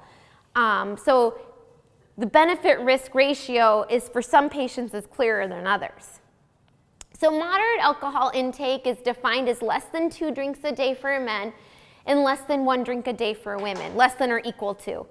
It probably increases good cholesterol. It has an antioxidant content, and 1 drink per day is probably okay and may be beneficial. But I never tell patients to start drinking. So if you're not drinking, I don't say, my recommendation is never to start drinking. So the other important thing, and this, I'm telling you, this is super important. How much is a drink? Some of my patients will be like, I have 1 drink a day, but it's like 4 shots of vodka and a dash of soda. You know, so what is a drink? And I put this on here because I think it helps. Again, the picture didn't come out how I wanted, but this is what's considered a drink a day. So, you know, that's what a drink is. Or, you know, your wine glass can't be filled to the brim. That doesn't count as 1 drink. Okay, so resveratrol, this is what's in red wine where we talk about the cardioprotection. It imitates the effects of caloric restriction. So instead of eating less, you can drink more. and this goes through just the list of things that caloric restriction does for the body that the resveratrol can do too. The thing is, you can't drink enough wine really to imitate those effects, so resveratrol needs to come through the form of a medication or a supplement, which is out there. And the quality of the resveratrol that you can buy, I can't vouch for because people can really say whatever they want. In the nutraceutical industry, the problem with it is any vitamin you buy is not regulated by the FDA. So people, and they've done studies on this in 2020 where they have this pill and let's say it's full of antioxidant, and then they take it to the lab and they cut the pill up and it's full of talcum powder because they can say whatever they want. It doesn't, you don't know the difference. So just be wary of that. Okay, we're going to talk about some novel treatments for aging, but before I do that, I just want to re-emphasize how important a healthy lifestyle is. Exercise, and this is your cell in the middle, you know, and all the things, if you exercise, if you eat good nutrition, if you have good emotional health, if you have a good environmental health, all of those things are anti-inflammatory, antioxidant, anti-mutation, ultimately anti-aging. These are all things that you have control over within your life that will benefit you. And that should be your first step in the anti-aging process. But there is more, because despite how much I harp on my patients or how much I want them to do those things, it's really hard to do it, and I think we all know that. It is really hard to eat well. It's really hard to exercise as much as I put out there, because we're living a life, and those things don't always fit in life. So, believe it or not, the future of longevity is in these two things. This is a yeast, and this is a worm. And these two things are what scientists at top universities around the country and the world are looking at to prevent aging. And they've come up with some pretty elegant stuff. So the physiology of aging is that you look at the bottom part. All these things happen in the cell. So all these things are happening in your cell. This leads to all these age-related disorders: Alzheimer's, diabetes, cancer, disability, cardiovascular disease, Parkinson's, and then ultimately death. Where we are in medicine right now is we try to do specific disease prevention, and then we try to do specific disease treatment. But where we're going is delaying aging altogether. So if we can stop this process of aging within the cell, then we can stop all these diseases. So how do we do this? Well, other than the lifestyle factors, which I told you is the first and foremost thing, there are a list of medications. And this is just illustrative purposes about how complex this is and where each of these medicines work to try to prevent it. We call it geroprotectors. And there's a list of the medications. And really what people are trying to do, they're repurposing old prescription medications. They're coming up with new. And the big drug companies are putting a lot of money into this. Because if they can find a medication that alters this, that would be, huge. It'd be the ethical implications we can't even get into, but it would be something. And then also the nutraceutical industry, is into this very much. The problem with that, like I told you, it's unregulated. So this is where the future's going. Just a little bit about us. It's hard to navigate all of this. So we do comprehensive medical care. Me and my partner, Dr. Legrillius, and we do it in a concierge model. And concierge medicine is where you pay. It's a relationship between the patient and the physician, in which the patient pays an annual fee or retainer outside of insurance. And then in exchange, we provide enhanced care. And that means we limit our patient loads so that we are available to you 24/7. We're coordinated, personal, high-quality primary care. We're available 24/7. And we do all same-day appointments or next day if we can't. There's no wait in our waiting room. We focus on prevention, not just treatment of disease and disability. And we really care about the whole patient. So it's not just a disease, you're a person, and we really look at the whole picture around it. You're welcome to come see us, and this is why I want to live forever. That's my husband and my son, and they're the reason that I care about this. So if there are any questions, I am here to take them. Otherwise, thank you. Yeah. Talk a little bit about curcumin. Yeah, so curcumin is a spice that in India that's used a lot, that they think has anti-aging properties, and it probably in large doses works on that same pathway within the cell to prevent oxidation, we call it. So you might have heard free radicals or antioxidant. What that means is every time your cell does an activity, it produces oxygen, a free oxygen, and that is damaging to your tissues.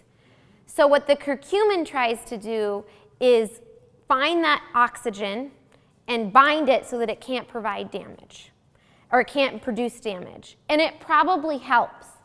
But the problem is when they actually did studies in high-dose antioxidants or curcumin, it just wasn't enough.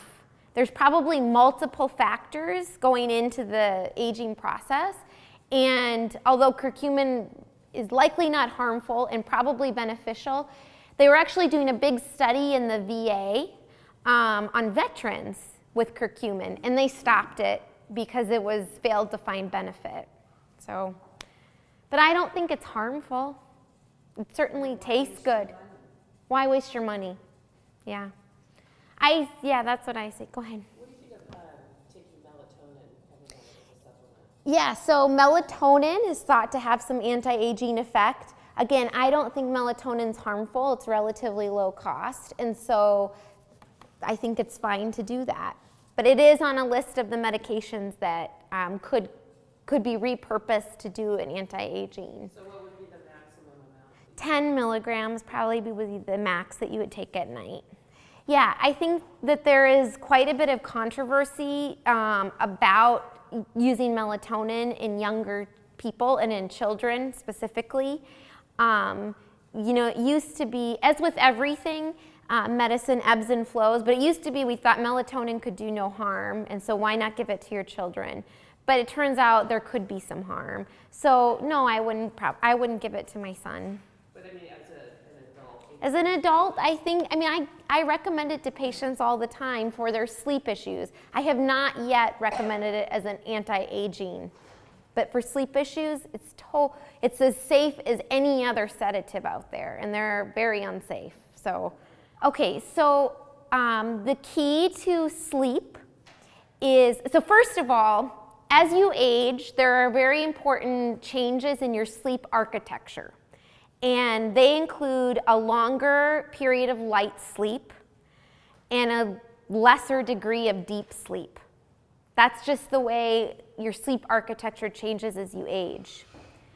You have to, the first and most important thing to do with insomnia is to really look at your sleep hygiene. And I mean really look at it. So are you napping? Why are you not sleeping? It's just such a multifactorial thing. Is it because you're getting up to go to the bathroom 5 times? Is that why you're not sleeping? Well, then we need to address that. Are you napping during the day? Are you waking up too late? Are you drinking coffee at 2 o'clock and it affects your body? Are there medications that are the problem? Do you have sleep apnea that you don't know, that's undiagnosed? Is that why? And then I really work with my patients to find a plan so that they can really optimize their sleep at night. Another thing that people often do that's wrong is you don't need more than 6 to 8 hours of sleep. A lot of people will go to bed at 10 and then they wake up at 8.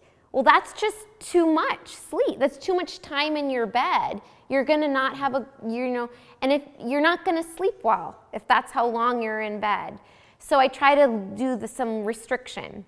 It's called cognitive behavioral therapy for insomnia, CBTI. So I work with my patients on that. The other thing is I often tell them, you won't die from sleep deprivation, but the sedatives that are out there, you could die from. It is not, I use it really as a last resort because I feel strongly that those medications do more harm a lot of times than good. But there are a couple that I use. One of them is called trazodone that I feel is probably safe, and it's my first-line prescription medication. And what milligram? So I start at 25, which is a half tablet. Yeah, it's going to depend on the person.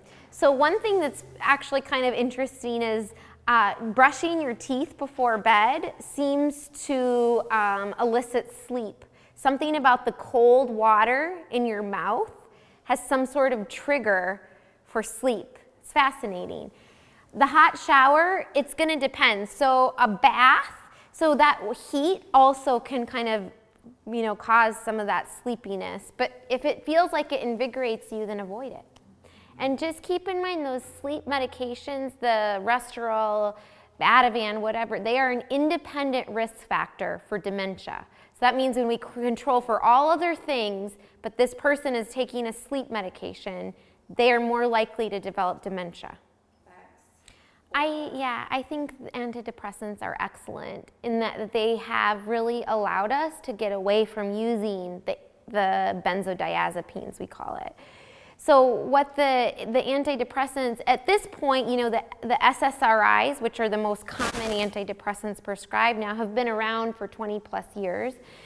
And they are incredibly effective at treating depression and anxiety. And they are mounds safer than many of the older drugs that we had, including, the benzodiazepines. And, I try to explain to my patients, depression is a real illness. It is a legitimate deficit in neurotransmitters within your brain. And we know this. Time and time again, we've known this for centuries. That's how, electroconvulsive therapy came to be, because when you have a seizure, it resets your neurotransmitters and you're not depressed anymore.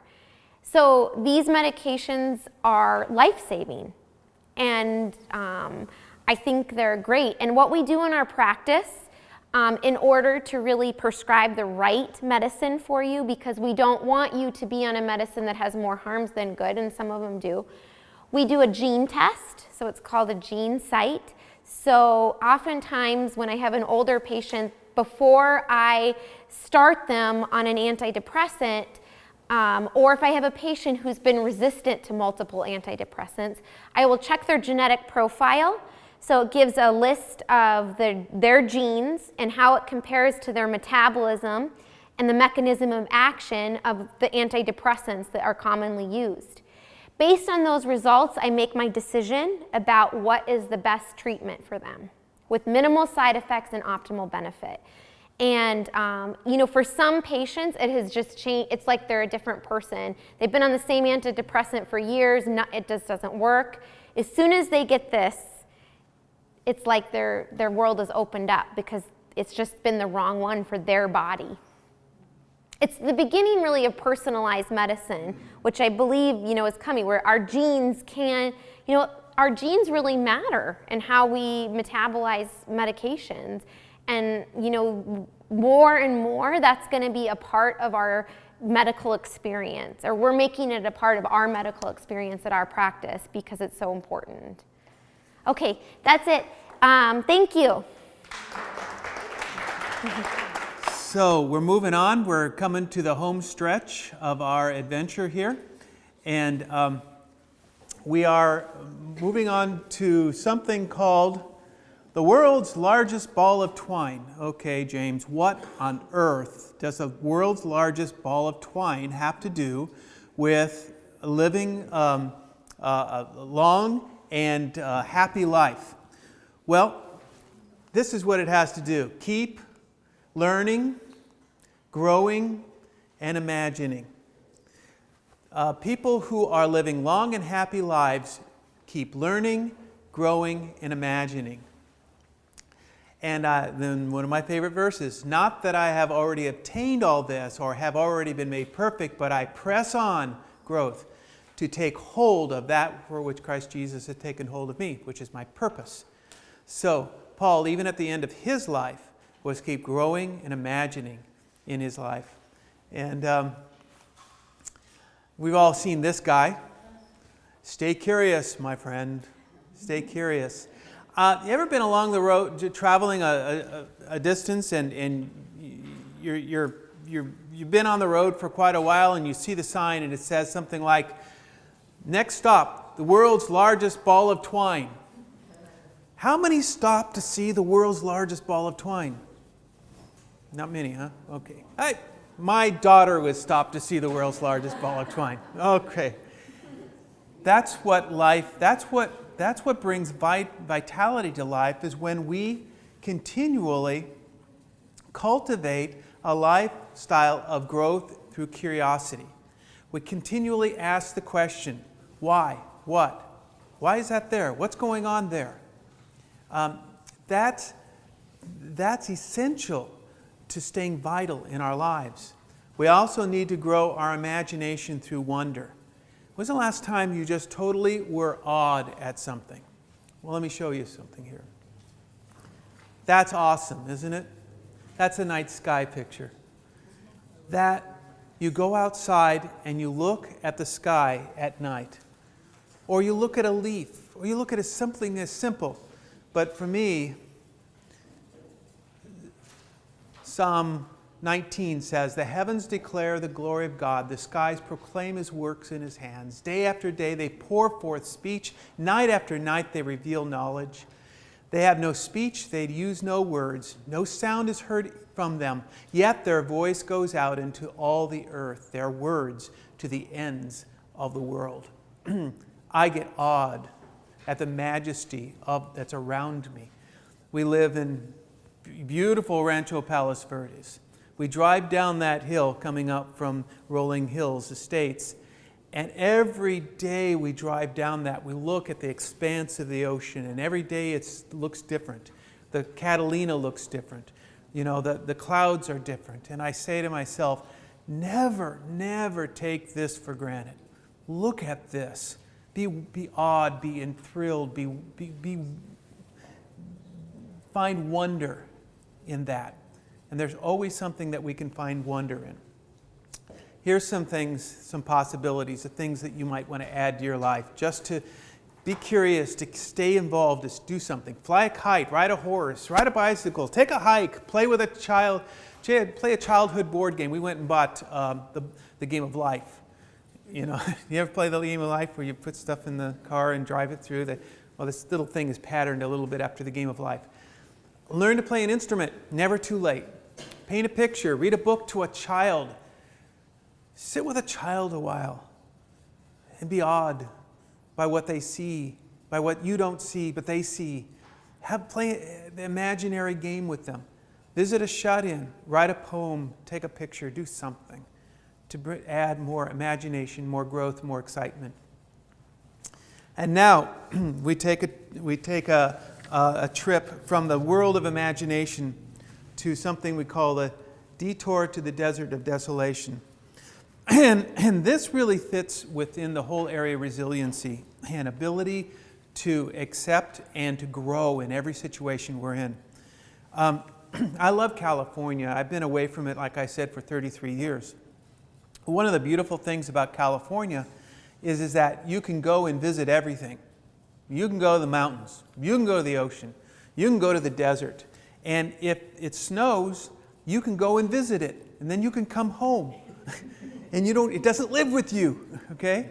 So I love it. But the desert especially has its own sense of beauty and also its own sense of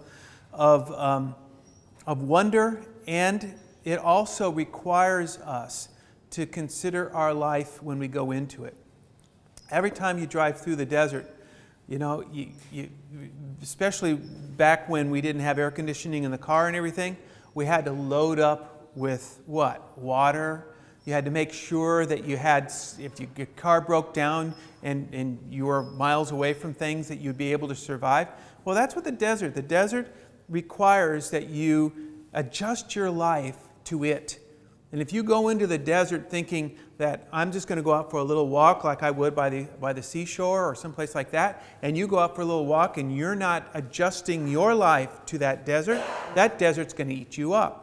That desert's going to make you adjust. And that's what happens in our situations in our lives. We have to develop an ability to find patience and consistency and resiliency in every situation that we're in, whether it's a desert or whether it's a forest or whether it's the ocean or whatever. So, what's the difference between, and we're going to see this, what's the difference between a detour into and a dead end? Well, detours into something like a desert are temporary. They're rather than permanent. They're time of obstructions, often leading to frustration. This desert situation isn't going to be forever. You get through a desert. You go through a desert. You have to adjust to it, but you go through it.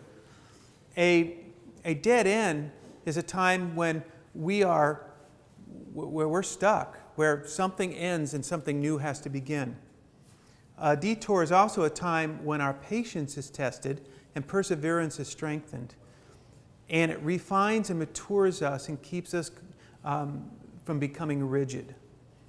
So, how do we stay away from becoming rigid? And by the way, rigidity is one of those key areas that causes a person to, their life enjoyment diminishes, their life expectancy diminishes, they become rigid, and they won't accept things that are changing. They won't accept things that they're evolving in their life.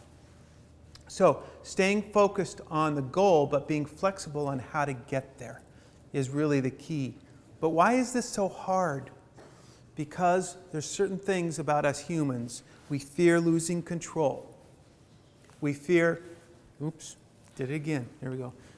We fear changing roles. We fear going from maybe, for instance, a person who has complete control over their life and their income or their work to somebody who is working, is retired, and who doesn't. They fear the new and the unknown simply because it's new and unknown. When I'm in a desert situation, I need to learn to do a few things in order for me to be able to find joy and find fulfillment in that situation. And that's, I need to redefine, I need to reframe, and I need to reinvent. And there is power in our ability to do that. There's real power in ability to do that. For instance, fear, I'm afraid of something. And I define it. I say, okay, I'm afraid of driving across the country. Fear becomes a challenge. Instead, I say to myself, I'm afraid of, instead of saying I'm afraid of, I say I'm challenged by. I'm challenged by this opportunity. It becomes a challenge rather than a fear. Obstacles, instead of obstacles, something that's in the way, obstacles become something that instead of saying I can't, I say I'm finding a way. Over, under, around, through, whatever it takes. It's an obstacle, but I'm not saying it's going to keep me down. It's not going to keep me from going forward.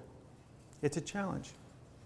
Problems, they become possibilities. Instead of saying there's a problem and it has no answers, I say this. The solution has created that. I'm creating a solution for this opportunity, for this problem.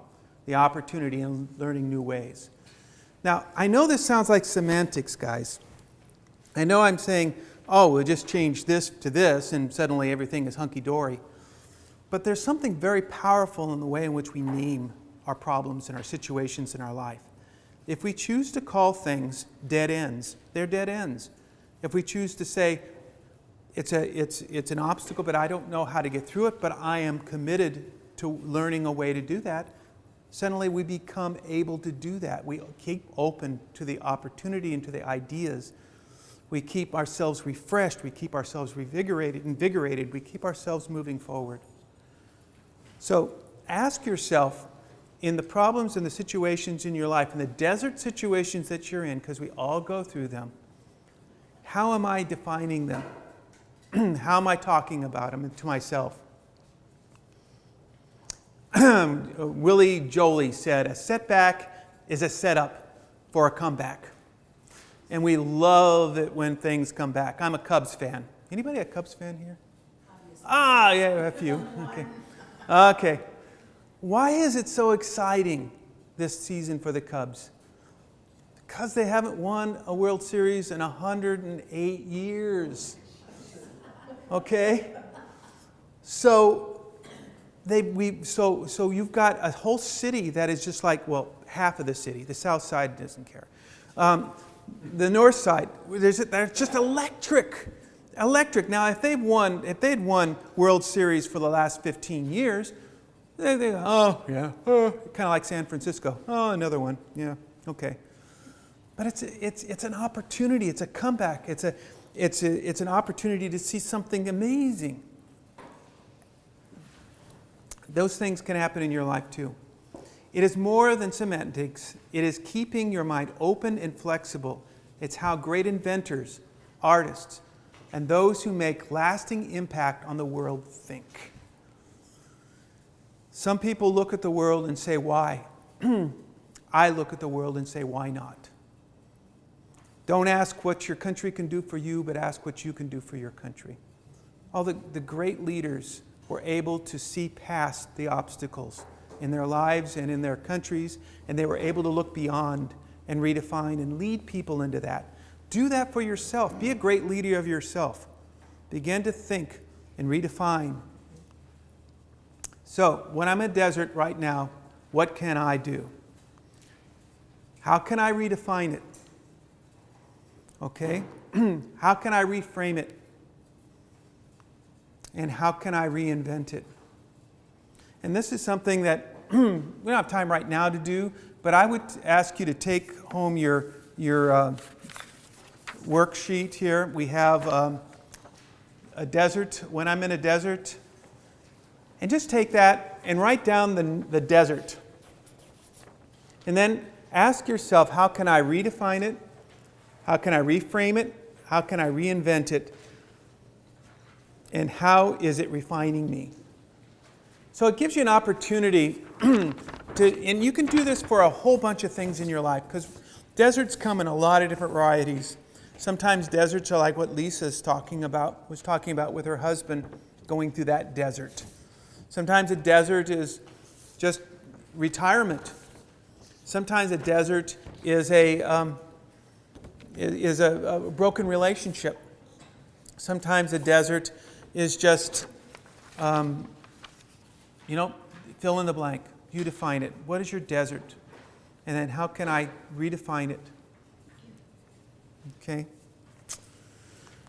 So, coming down the stretch here, we got one more thing to talk about along the road. And you can see the little guy there. It's road rage. And this is recognizing and reducing stress. And Dr. Lawrence spoke a bit about this. It's something that I deal with a lot in my practice, is the fact that stress has a tremendous effect on the body. According to the American Institute of Stress, surveys show that 75 to 90% of visits to primary care physicians are for stress-related complaints. Now, may not be the only thing that's going on in their life, but stress is definitely a contributing factor to many chronic illnesses. Stress can make existing problems worse. In one study, for example, about half the participants saw improvements in chronic headaches after learning how to stop the stress-producing habit of catastrophizing. You know what catastrophizing is? It's a cognitive behavioral term. It means that if I got a little problem here, it's suddenly a huge problem. If I run out of gas, suddenly the world is falling apart. If I get a phone call from the doctor, suddenly I'm on my deathbed. Catastrophizing is making something greater than what it is, and it's one of the leading stress causers. Another stress causer is taking a potential future event and putting it into your present life. Anybody ever do that? If it could happen, it is happening for me right now. That's a mental thing, folks. That is us creating that. And then all the stress hormones just start kicking in because the brain doesn't know, the body doesn't know the difference between what is a potential risk and what is a real risk. And so we create that for ourselves. And the cortisol and all the other wonderful hormones begin to kick in. Chronic stress may also cause disease, either because of changes in your body or the overeating, smoking, and other bad habits used to cope with stress. Job strain, high demands, coupled with low decision-making latitude, in association with increased risk of coronary disease, for example. And I had that. can lead to depression, can make it harder to recover from sicknesses. One analysis of past studies, for instance, suggested that cardiac patients with so-called D personalities, that's depressive, characterized by chronic distress, face higher risks of bad outcomes. Now, what are some stress-reducing things that we can do? Go for a walk with your dog. Did my wife say that? Oh, get a dog. Yeah, I've heard nothing but about. Anyone want to give us a dog? Okay. There's plenty of animal shelters. Oh, there sure are. Yeah, and we're going to visit all of them, I'm sure.